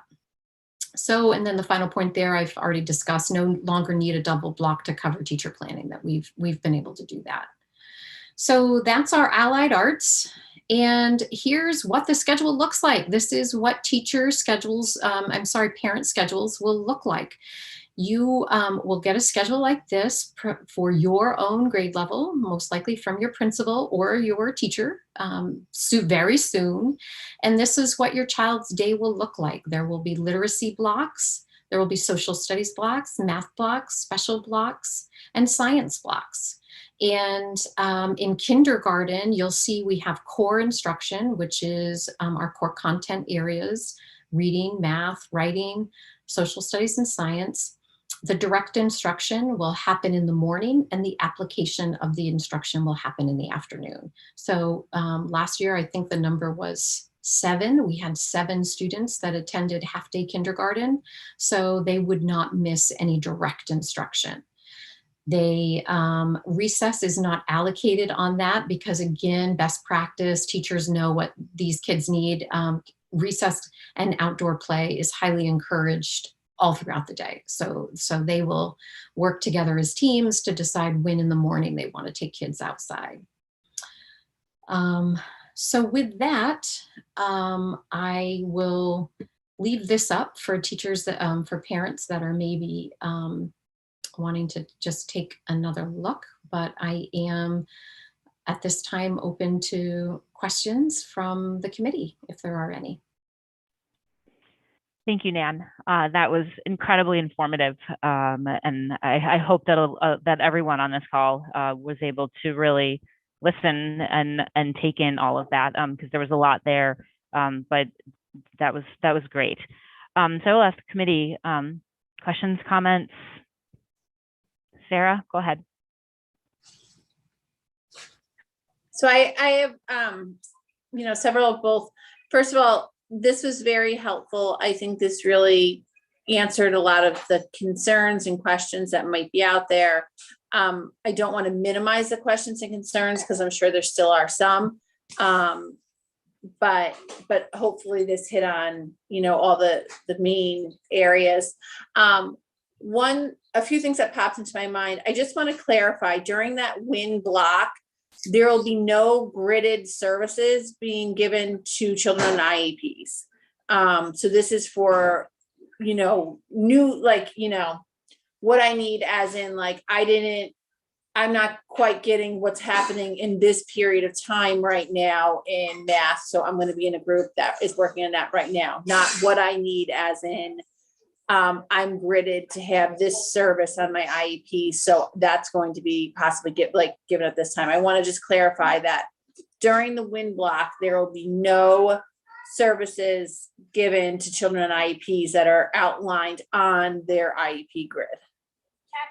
So that would be a specific question for Meredith, but in my past practice as a school leader and a principal, because I know the misnomer out there, misinformed, that I've never been a school principal, when in fact I'm an urban turnaround principal. So I have a tremendous amount of experience, and especially with WIN blocks, that we did not use. You muted it. That we did not use that time for prescribed services. The special educations, that's what's so genius about this, is that the team will still be there. They'll still be there and ready to scoop up kids that need help and enrichment. So I think that's really important for special education parents to hear, because there's always a concern that their child will miss out on some of these extra pieces, possibly if that's a gridded time for them. So that was definitely one. And then I think that this is also presents a really great opportunity for all levels of our school system to really embrace and encourage and do everything we can to facilitate all the options we have for experiential learning. You know, our new building has some great pieces to it, outdoor classrooms and organic gardens, which really are curricular based. They're not, I know some people who haven't experienced it think it's, cute, the kids are planting flowers, but it really is deeply, it was developed to have a strong connection to the curriculum and really get kids doing hands-on learning. And I think that this is great a great opportunity for there to be support, at the very top of our district, all the way down to maximizing those experiential learning pieces, because, studies have shown that's really where kids get the most, is getting up hands-on, digging in. I don't mean any pun there, because I just given the organic garden, but that, it's not this idea that kids will be sitting at a desk, that we really, this is a great way for across the board, horizontal, vertical alignment, everything, for us to be maximizing those potentials for our kids. I know I have more questions, but I'm going to let everybody else go. And then, if they don't hit on some of mine, I'll circle back, certainly. Sounds good, Sarah. Thanks. Emily, I see your hand up. Thank you. Nan, that was a great presentation. There's so much really great information that you presented. So thank you. I just had one question about when you were talking about the recess block that's in math, and you said that the specialist teacher could come in, but if you have recess, they won't be able to be there at that time. So can they just go to recess at a different time? Was that accurate? Or well, that would have been the plan prior to putting the recess back in the schedule. So what happened? So is there a solution? Can they just shift it? I was asked to put recess back in the schedule. It's back. Right. So, but recess can't be not at this point. I feel like we have put it back in the schedule. Kids will look and see. I taught third grade. I started losing kids 10 minutes before recess. They knew recess was at 10 o'clock, and there was no stopping them from getting up and out of their seats or at 10. So I think at this point, that might be something that the working group that John is tasking the schools to develop would be able to talk about and say, we'd rather not have recess on the schedule and be able to purposefully plan for some more outside instruction where kids are still engaged, yet outside and moving around, and that that would be a great opportunity if teachers decide that's the right way to go.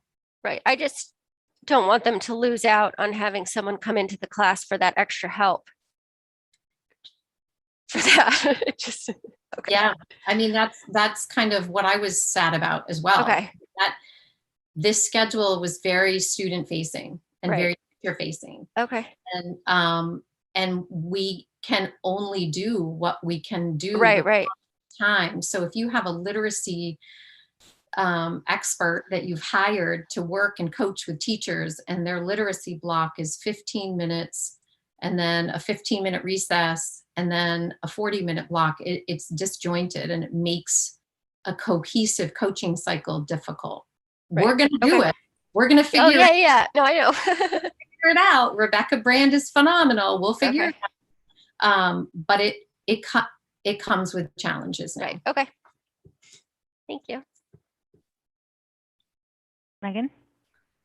Nan, yes, thank you for this very detailed walkthrough. I think explaining the why for everyone, the committee, and the community was really important to do. It really highlights some of the issues that as a district we need to address because they affect student achievement and student wellness. So I think kind of framing it in that way and walking through that was really helpful. I think also, addressing some of the concerns that parents have raised.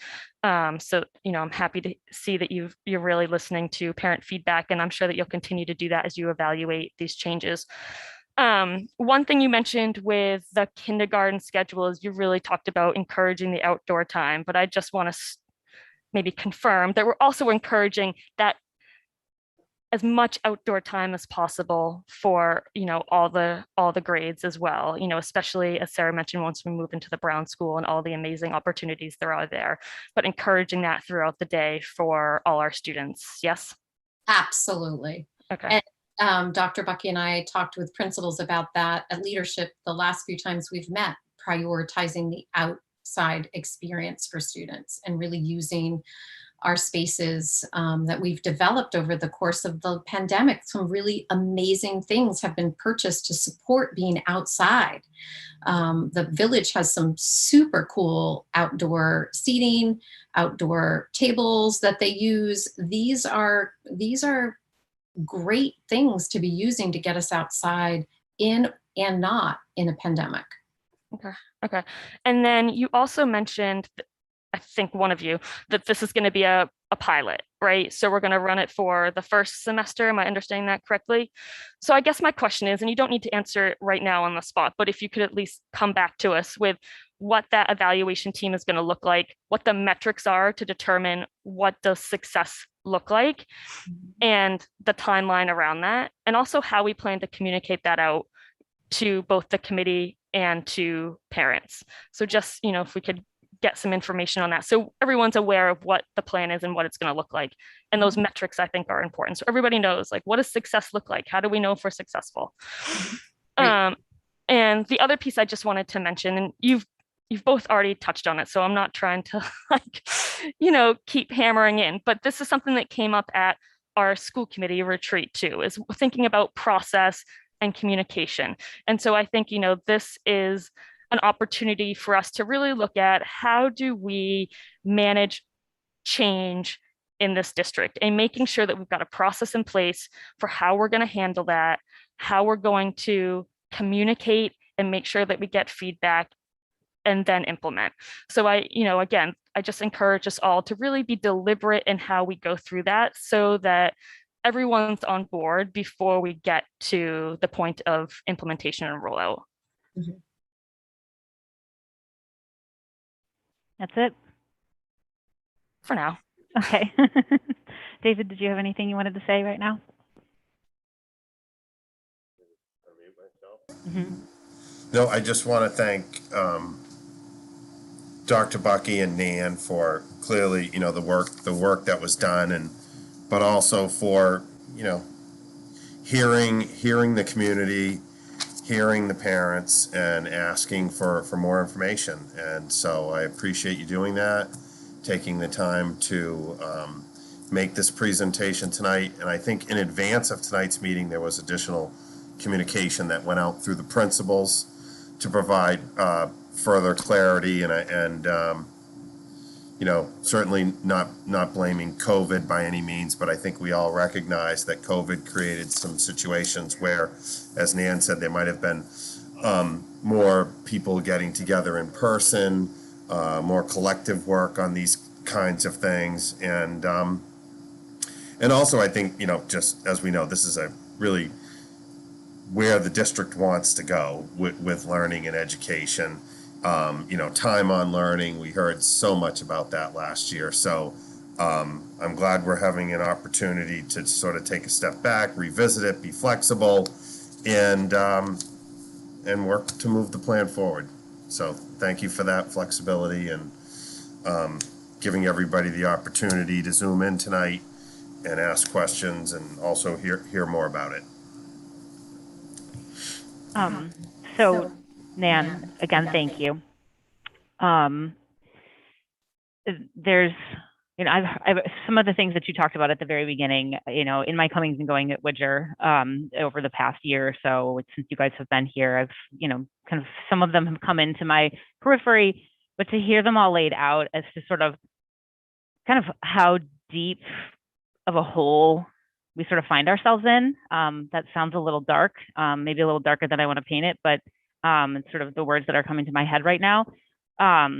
It's pretty staggering. You know, part of me understands that experience as a parent, and then, you know, how it sort of plays out in that, you know, I think that this is sort of the gap where we're at of being the school system, the great school system that we are, and then really taking it to that next level.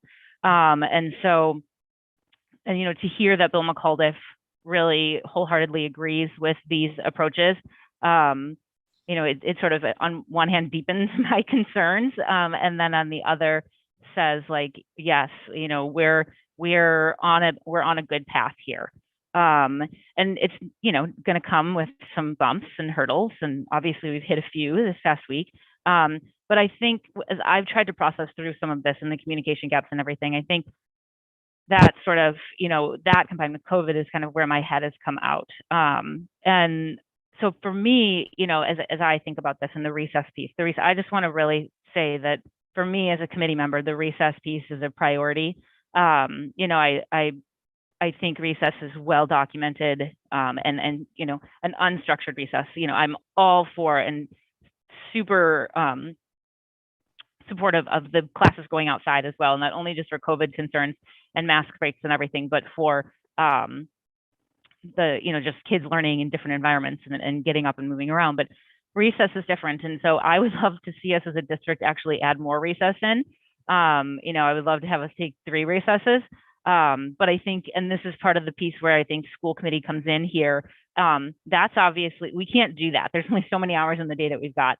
And so, and we have all of these pieces that we want to fit in. And so at some point, the schedule is going to have to be looked at. And I just kind of want to go on record that, you know, whatever group gets put together, I assume there'd be a committee member on there, but that I would like for school committee to really sort of one of our pieces look at the school day, which comes with contract issues and collective bargaining and budget pieces as well. So that for me is really important, because I obviously don't like to hear that we're putting a recess back in at the expense of something else. You know, I see this and I'm like, well, let's just figure out a way to have it all. And so I hope, you know, I think we'll probably have to give a little bit at some point, but I would like to see us look at that piece as well, and really kind of think outside of the box here. So can you tell me the increased planning time that the teachers get, that to me sounds like that's going to really allow for special education to have more inclusion. Is that a correct assumption from me? So you're talking about the planning blocks when teachers are together to collaborate? Yeah, yep. So our teams that have special educators would be in those planning blocks. So it's sort of a way that we can make our classrooms more inclusive of all students. Well, they're planning together. Well, yes, and our students will be in specials. So my class, for example, would be in PE while I'm meeting with my team, talking about how we're and looking at student work and kind of assessing where we are. So the special educator is part of the team and a critical part of that team. So they would be part of that collaboration. Great. And then how did the health and wellness block or just the idea of health and wellness? It's something we've never had before. Where did that come from? I'm all for it. I would love to see, you know, a comprehensive pre-K to 12 health and wellness education system or curriculum here. But where did that come from at this point? A great question, Sarah. It comes from the resounding concern, both in our community across the Commonwealth and across the nation, of having time for students to address some of the concerns that they may be having, or have developed coping strategies, have time during the day where they're building teams with their peers. So there's a lot of concern on the behalf of parents of students being on all different kinds of spectrums of anxiety and worry and trauma. There's been a lot of loss. Speaking personally, I've had a tremendous amount of loss in my last year, and to know there was a block of time when I was going to sit and be with partners and have some fun might help me become more engaged and learn some strategies and build some relationships, so that when I'm at lunch, I have peers that I know a little bit better, because there's been strategic conversations designed to help me get to know other students and to have conversations that elevate certain concerns in a really supportive, compassionate way. Thanks, Dan. John, did you want to say something there too? I did. I think that Sarah Fox and Megan can certainly attest to this as participating in the Planning for Success effort, but that was one of the things through the community forums, and the feedback is that Marblehead Public Schools does not have a comprehensive health curriculum. And so when we're talking diversity, equity, inclusion, social emotional learning, that was something that people were saying it would be nice if we had a K-12 scope and sequence for health and wellness. Thanks, John. That's great. I'm thrilled that we're working to add that in, and that it's got a great plan. It sounds like that's really huge. I'll stop now. And I just want to add to that, Sarah, that this was very thoughtful. This was something Dr. Bucky and I talked about. We talked about with our colleagues, what other kinds of, how are you addressing your social emotional concerns and worries, and what is your health picture like in your district, and how do you get kids where they need to be? And this was not something like, oh, let's just pick health and wellness. This was a very thoughtful approach, and our allied arts team seems to be on board and excited about the opportunity, and reaching out even for resources, and they're excited to share some of the things that they're already working to create and design. Great. That's exciting, because I know our I think it was at Village, I'm not sure which grade, but kind of through the middle school and the high school a few years back, implemented a curriculum, something out of Michigan, I believe. And so I think that this probably sets a nice stage for all of the hard work in health and wellness that's been done at the upper grades as well. So it's really exciting work. Sarah, I'll circle back to you. Okay, so for this health and wellness block, I will say, and I had a chance to talk to Nan a little bit about this. This is one of the pieces that's a little bit harder for me to wrap my head around. I think it's deeply needed. I think it's deeply valuable. I do think that, particularly coming post-pandemic, having that led by our specialists, our art teachers, our music teachers, our gym teachers, might be taking kind of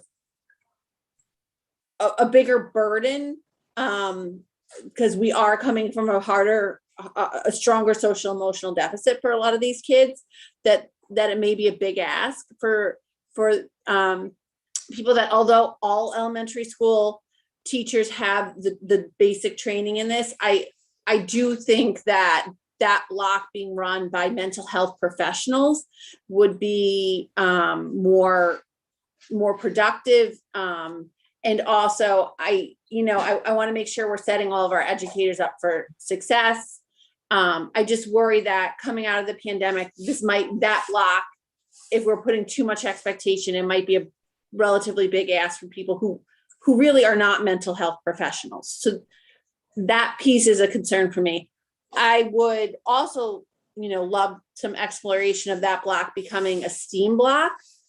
We've talked about the need to move into stay current with education. It's really something all districts are doing during our planning for success. Stephen talked a lot about, different STEAM things that could be happening at that lower level. He talked about Lego programming and different things. I didn't understand everything that he was saying, but he seemed to have a lot of great ideas. And we have this new school that has a STEAM space in it. I'm sure we could find one at Glover. And I just think that, if we could find a way to kind of add that possibly in as this working group gets together, if we can look at ways to kind of explore that, that might be good. But another really big point that came out of all of this, and I applaud our current team for looking for ways to fix this longstanding problem, but it doesn't negate the fact that it's a longstanding and current problem, is we have no social studies or science curriculum. I say that for science, but we do have the SPA science kit, so it's somewhat of a curriculum. But and that is because we buy foundations for literacy. We bought Go Math, and we buy the new math curriculum now for math.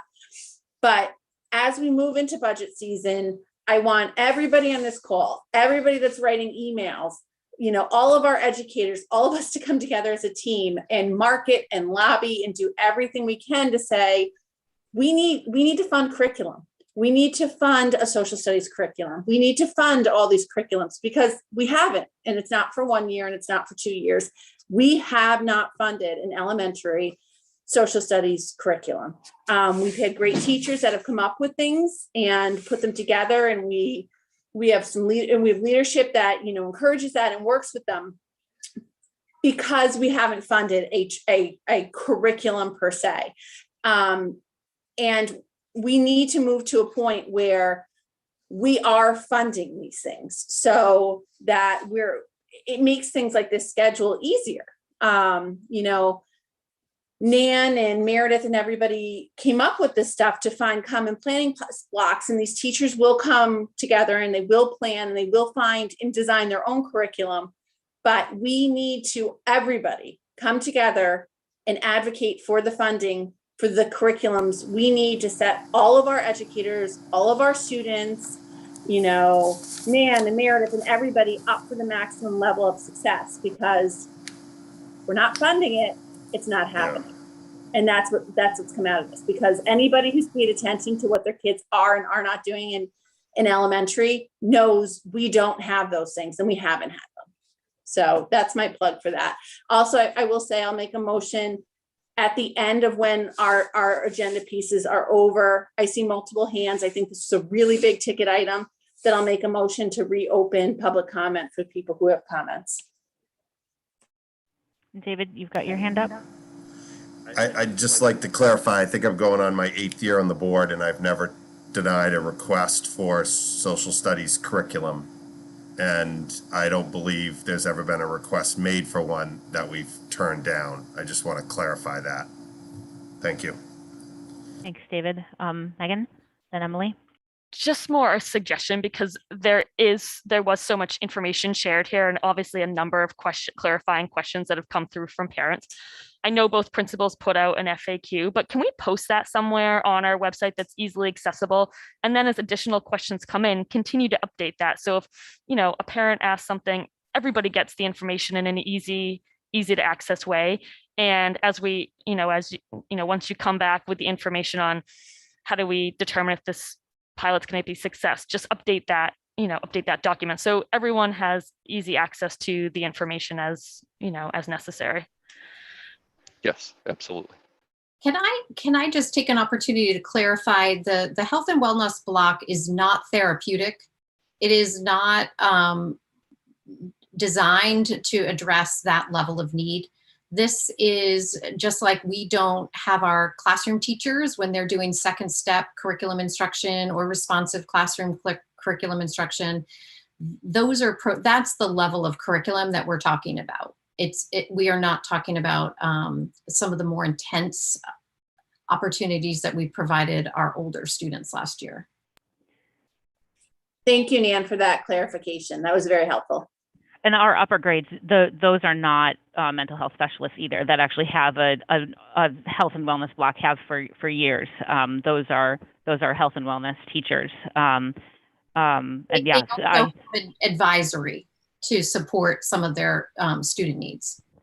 And just to sort of put on that, before I was on school committee and could go into the schools in a different capacity, I would come in and talk with the high school students in their health classes and do lessons on depression and anxiety and recognizing it. So, the teachers, again, they're working to get these needs addressed by professionals who know what they're doing. And I know, I used to come in for Carla Cephalo, and she always had an amazing lineup of all kinds of professionals coming in and out of her classes when we could do that. So that kids were getting a really in-depth view of a lot of different things that impact health and wellness. Great. Emily, I think you had your hand up. So my comments from a while ago in this conversation, I just want to second what Sarah Gold said about extending the school day to accommodate more recess, because I am a huge proponent of recess also. And so when we talk about budget and how we can do that, I think that'll benefit everybody to get more recess time. So just wanted to put that out there with you. So thank you. Thanks, Emily. Any other questions or comments from the committee? Okay, thank you, Nan. We really appreciate. Yeah, I'm anticipating just one thing that I did not mention, and that was about snack. Snack will be enjoyed at any time during the day that the teachers decide for that to happen. It does not need to be designated a working snack. If we do pause, it's just time on learning that we don't count. But again, if we decide to do that universally, that's awesome. That's up to teachers. So. Thank you, Nan. Pack those snacks. Nan, when you said time on learning, that just reminded me. I know we're really tight and really close on our minutes, or hours, probably down to the minute. Are we covered on our half days? Yes. Okay.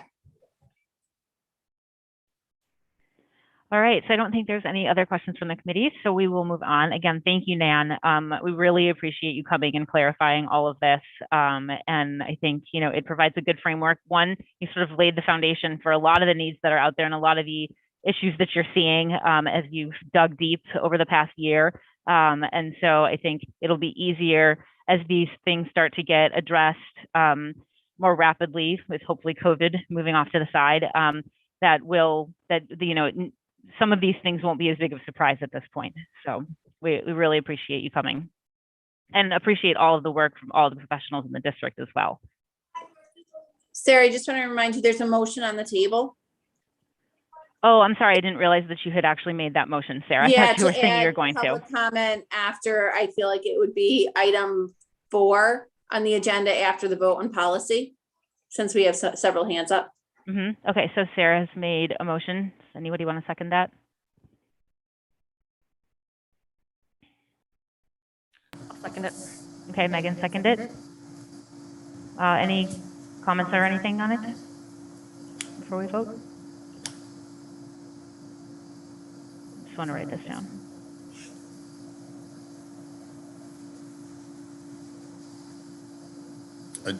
I would like to just make a comment. Just for people who are listening at home and they don't need to wait for a Zoom meeting to ask a question. We all know there's been hundreds of emails that have come in on various topics. There are the appropriate channels where, where you start with your school principal, then it gets even to Dr. Bucky, constantly responding to emails. So I want to encourage people that if they, miss out on a meeting or miss out on an opportunity to speak. It doesn't mean you can't still be heard. You can't still email the building committee. You can't still email the school committee, or, you know, Dr. Bucky and your principal to get your questions, or Nan, and get your questions answered. It doesn't, or to be heard. It doesn't need to be on a Zoom meeting, a school meeting. So, and thank you, Dr. Bucky, and everybody who takes the time to respond to those inquiries. Thanks, David. All right, I will call roll call vote. Sarah Gold, yes. Megan Taylor? Yes. Emily Barron? Yes. David Harris? Yes. And Sarah Fox? Yes. All right, we will add a second public comment after we get through the face coverings policy if needed. Okay, which then this brings us on to the legal representation next steps. So at our school committee retreat, we decided to have Dr. Bucky look into the legal representation and get some information from a few different firms to see who's out there and what they can do for us, and just make sure that we are being best represented. So Dr. Bucky sent out a letter. You want to speak? You want to lay this out? Sure. We had 4 firms that responded, our current council plus 3 other firms. And the next step for the committee would be to schedule to have them come in and do a presentation. Whether you want to have all 4 come in and do a presentation, I think is a conversation that you'll want to have. Generally, you would schedule 40 minutes, 20 minutes for a presentation, 20 minutes for question and answer. So the next question, depending on how many you elect to interview, do you want to do that over one long evening or over 2 shorter evenings, knowing that after the presentations, you'll want to deliberate and make a decision? Megan, I saw your hand up. I'm going to make the recommendation that we bring all 4 back and that we interview them over 2 days so we can give them the, you know, our full attention. I think doing it in one day would be hard because that's 3+ hours, you know, 3 hours and then deliberation. So I'm going to suggest we bring all 4 back over 2 days. Let me just bring up my calendar again. I'm going to suggest the 14th and the 15th.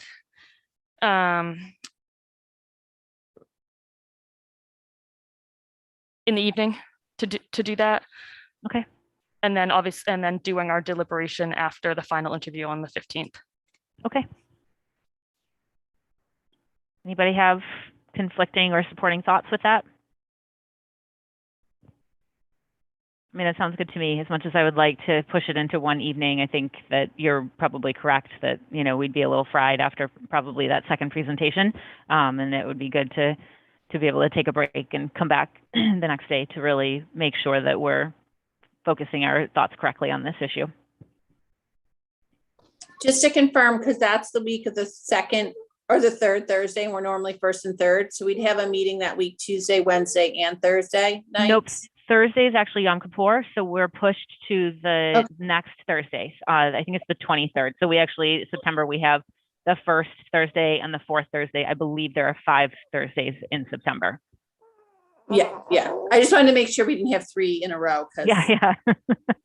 That would be a lot, even for us. Yeah. Okay, so that works for everybody? All right, let's do it. Okay, I'll reach out to the firms and have 2 scheduled for the 14th and 2 scheduled for the 15th.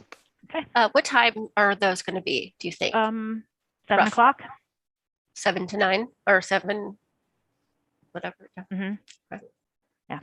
And can we make a point of having no other business? Because when we kind of start to grow these agendas, it becomes. Yes. Yeah. The deliberation piece on that second night will be the only other. Okay. And I think we'll probably run them as workshops as well. So, because it seems to be fitting for that. And that deliberation piece is an executive session, right? No. Is it not? I thought you mentioned it would be. Yeah, I didn't know. So okay. Yeah, if I'm Sarah not is sure. saying no, We all look I over. don't believe that's a reason for executive session. I believe we have to deliberate that in public. I can look over the reasons for executive session. Yeah, and I can ask Dorothy as well. All right, speaking of Dorothy, so I will move us on to the policy EBCFA, the face coverings policy. So we kind of have to decide if we're going to implement this policy. The policy that I had put in everybody's folders is the boilerplate policy straight from MASC that they wrote up a couple of weeks back. So I did reach out to Dorothy the other day, given the commissioner's mandate. We talked a little bit about whether or not Marblehead needed to adopt this policy, since we hadn't talked about it beforehand. So it just sort of was put upon us with the mandate. So we can really decide. She didn't have a strong recommendation either way. She thought there were benefits, obviously, to adopting the policy. I tend to agree, but I would love to hear what everybody else has to say about it.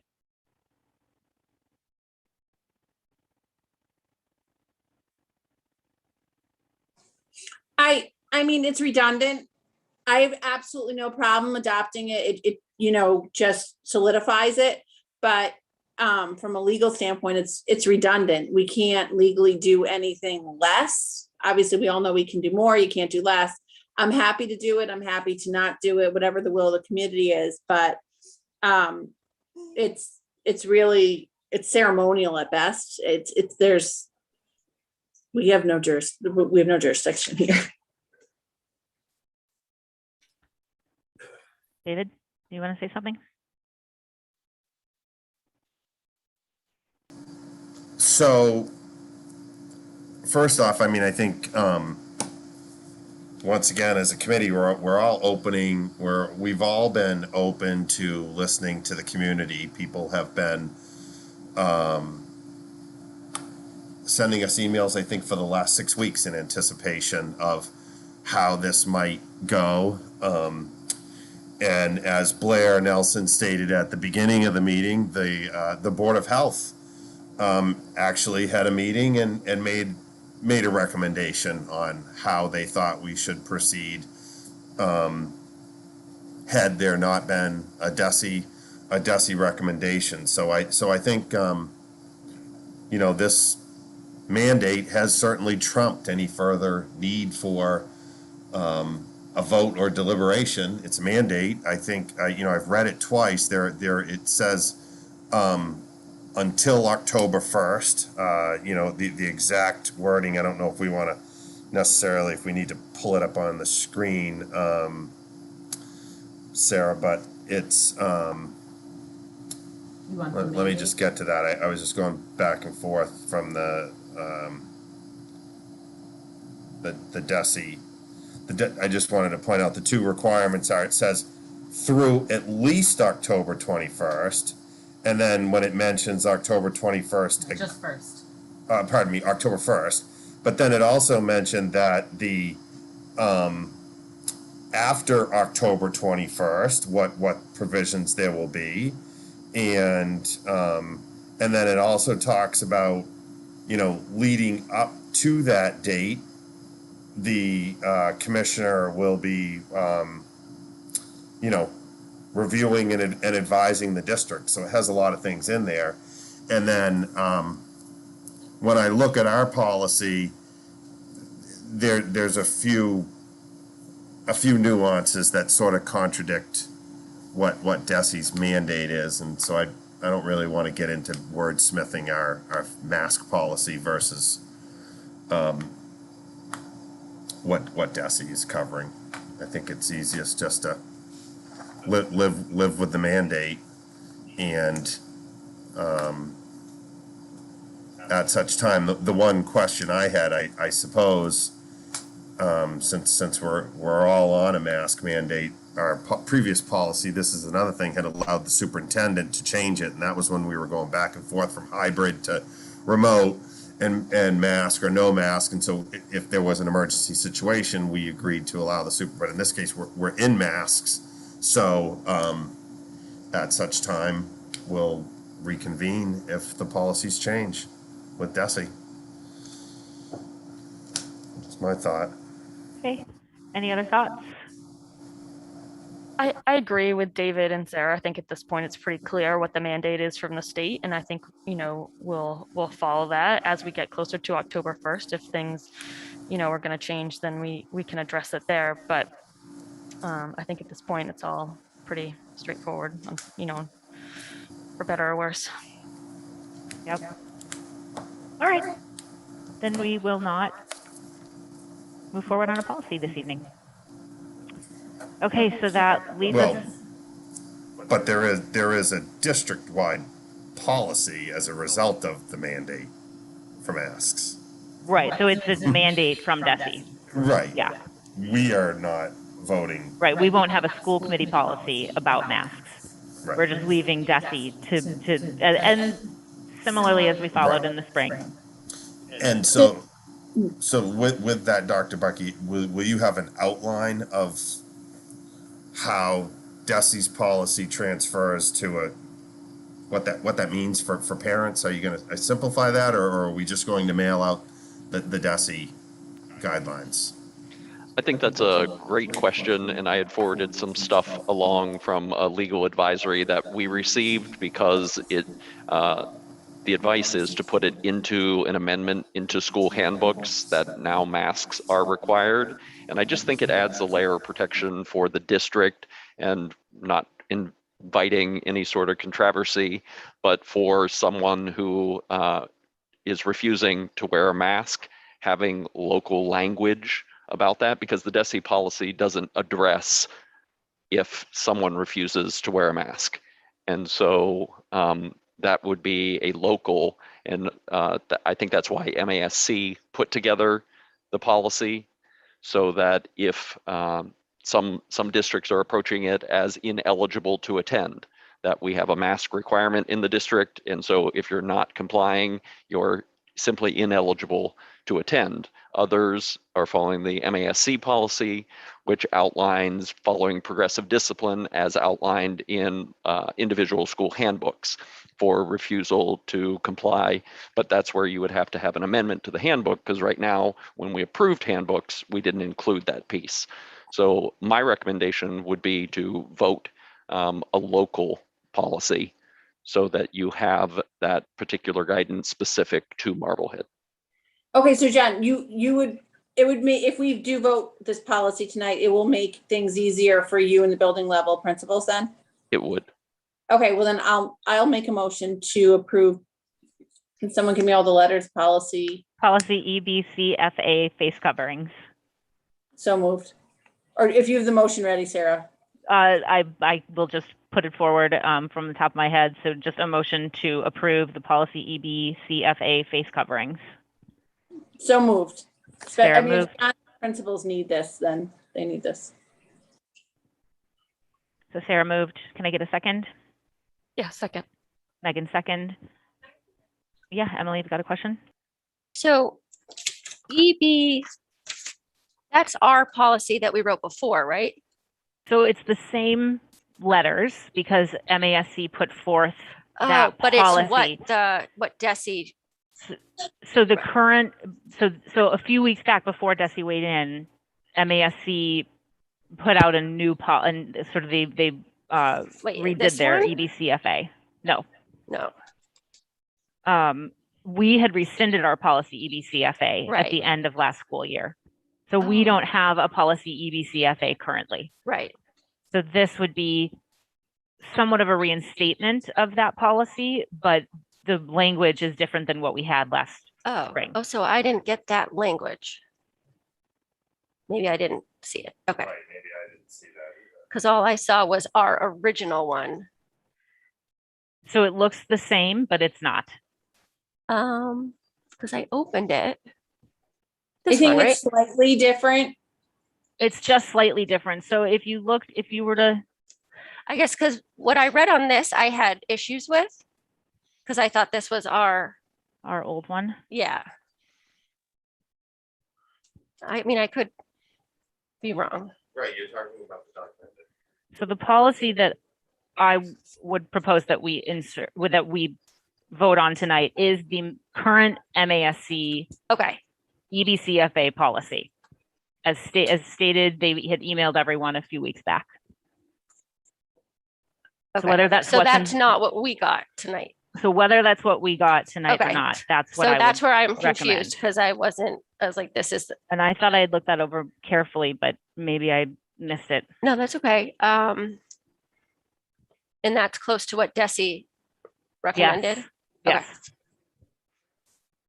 I think in keeping in line with Megan's thoughts about not making rush decisions, Yeah. you give me the opportunity to go back and get the updated mask That would be great. policy and some of the advisory language for you to vote at your next meeting, which is just a week from now, which would be the second day of school. Yeah, I agree with that. Because this feels Yeah, confused 'cause and I- it's an important policy Yeah. for the district. Okay. Thank you. So we do have a motion and a seconded though, so we will need to either rescind that motion or take a vote ostensibly to vote it down. What? Can we rescind the motion? I believe we can rescind the motion. Yeah, I Okay, believe it let's has do to be you and Sarah that do so. I rescind, just me, because I motioned it. I rescind the motion. Okay. And then we'll make sure that that's on for next Thursday. And I apologize. I thought that I had gotten that correct one from the email from a few weeks ago.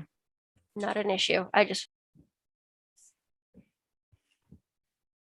Just to be clear to the public, it does not change the fact that masks are mandated. Yes. All right. Anything else on that? I don't think so. So that will then move us into closing business, and we have added that second public comment. So I've got a few hands that are up. Aaron, and just a reminder, 3 minutes, and then please state your name and address for the record. Aaron Noonan. Oh, thank you so much, Sarah. This is Erin Noonan, Beverly Ave again. I'm just speaking as a parent of 3 kids, one in elementary now, and 2 only just moved into the middle school sphere. I really didn't want to plan to make comment tonight, but this is just so close to my heart with 3 kids through the system. And after that presentation by Nan, I just appreciate now even more that the spirit of this change it is really a step forward in a progressive look at the delivery of education in the school day, while at the same time, we're finally aligning the curriculum and the student experience within the district. And experiential learning, it is not supported by the idea of a mandatory time set of stop whatever you are doing at this time. It's 10:05. Our schedule is to go outside. We have a very short window of time that the kids are in school, and as was explained, our time on learning needs, obviously need improvement. And the idea that education is moving in a multifaceted, like cross-curricular, experiential practice of moving around in a classroom with engaging activities and, it's social. People talk about social skills. It is social. It should be social in the classroom and involve teamwork. And so the kids shouldn't feel a loss. The teachers, should be free to take but at the same time, on the other side of that is that teachers should be able to take their kids outside at whatever time is convenient for them to, like, whatever, write in their composition books under the trees, take their kids out for the recess at the time that works for them in their classroom. And, nothing about the schedule that was initially proposed prohibited outside. And if anything, it was kind of designed around that idea to encourage more teacher autonomy. And, again, this idea that we have to stop whatever we're doing at a certain time. I mean, I think that's an antiquated look at education. And I really actually appreciate this philosophy and this sort of, I'm going to say, progressive thinking way of education. Because as somebody, I'm sending my oldest to a private school, and along with many of them that emphasize outdoor learning and outdoor classroom, because there's evidence-based data that shows that kids learn better through multisensory experiences of movement. And if you, I think that the schedule. 10 seconds. it was the way it was rolled out was difficult, but I think the other side of that is the accountability for teachers. And I think just parents need to feel that there's accountability, that teachers will have the professional development skills that they need to be able to achieve that goal. So thank you so much. Thank you, Erin. Next is Karen Murphy. Hi, Karen Murphy, 30 Commercial Street. My question is about early drop-off. I'm a single mom, and the drop-off time is 8:15 at Eveleth. I have a child going into kindergarten. David, you said that, I could email this question. I've emailed 4 different people and have had no response from anybody. So I would like to know if anybody has addressed this situation for parents. Karen, I'll make sure we get you an answer first thing tomorrow morning. I will check with Principal Satterfield on that and arrange to make sure that you have that information. Okay, thank you. Thank you, Karen. And Catherine Martin. Thank you, Sarah. Catherine Martin, 29 West Shore Drive. At first, I'd just like to thank Nan for that presentation. And as a parent, kind of codifying a lot of the concerns that I've voiced at many of these meetings over the last few years. We don't have a comprehensive social studies program. And although I love the idea of a health and wellness curriculum rolled out for our elementary students, I don't want the art teacher teaching it. You may not need to be a mental health professional, but it should be somebody who has more of a background than just whoever you can move into that space at that time. So I just think that is something to consider. But I'm going to come back to, as we move into budget season, there were a lot of great ideas talked about tonight. Extending our school day so that we could potentially get more time on learning, give teachers more planning time together, STEAM programs, experiential learning, social studies curriculum, a real science curriculum, social and emotional supports. We need money to fund this. So when we get to budget season and we all show up for the budget subcommittee hearings, you can't turn around and say, well, we're collaborating with the town and it's all great. We heard it tonight. We don't have a social studies program. That's a black eye. People are buying 1,500 square foot houses in this town for $1 million, and we don't have a social studies program. Every budget meeting I've ever gone to and spoken up about have been about these deficiencies. I've been in this district 9 years. I've experienced them firsthand. And I speak up at all of these meetings, but we need all of parents to speak up and attend K through 3. We have been level funded for 17 years. And this is what happens when you level fund for 17 years. You lack innovation, you lack social studies, you lack STEAM, you lack experiential learning. And, Nan outlined, a lot of the things tonight that we've all been talking about, that, when we asked these questions, we were given the crazy eyes for all these years, like, oh, we have social studies, but we didn't. And we're not funding our district properly. So I am really hopeful that Nan's presentation tonight is a jumping off point for the zero-based needs budget that we need, and bringing us into a budget season so we can really become the high-performing district that we have the potential to be.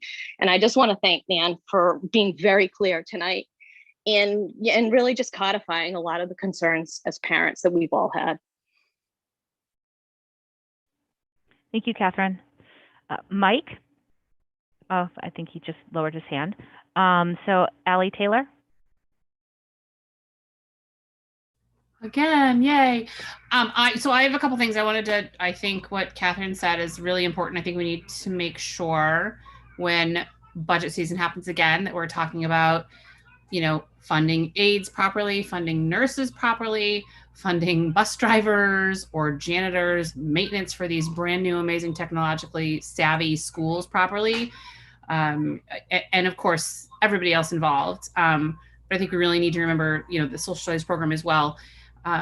Remember these conversations and these deficits that we have when those other conversations come up, because I think sometimes it's hard to remember that. But secondly, I know that there was some mention of potentially having a working group for to discuss how the schedule changes are going and that sort of thing. And it would I'm hopeful that some information will come out on that so that parents can get involved. Obviously, I would be raising my hand for that job as well.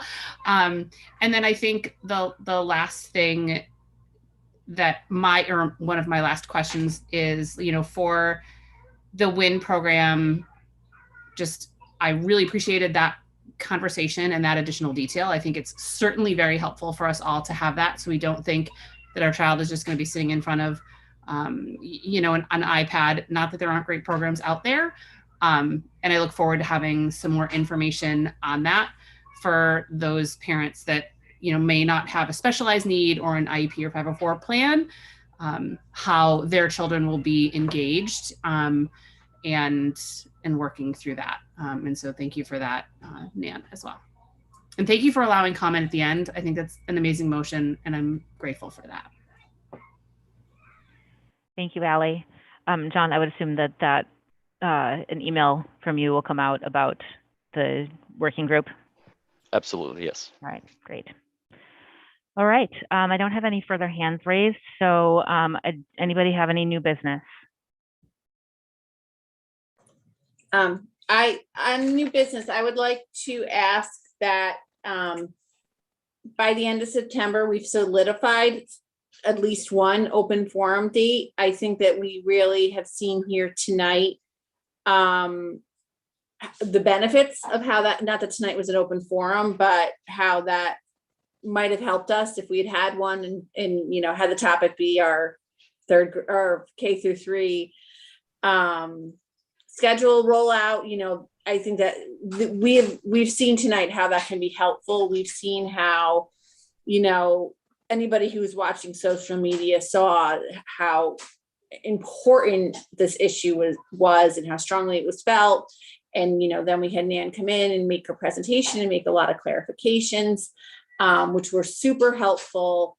And I think have really brought a lot of people along that were feeling very nervous and uneasy about this beforehand. And then we're closing out on a better note. Like we just heard from Allie saying she was thankful for hearing these clarifications. So we're showing that if we had a forum on these big ticket items, how impactful that would be of kind of getting ahead of the fever pitch, if you will.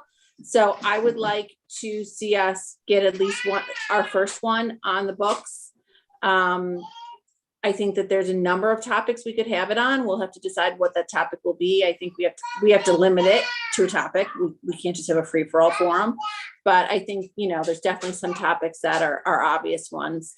So I'd like that to be an agenda item that we add sooner rather than later. Okay, I will make note of that, and I know Lisa keeps track of that as well. All right, then we had no correspondence, and so that leads us to adjournment at 9:35. Yeah. Thank you, everyone. Thank you. Thank you, Nan. Yes, thank you, Nan.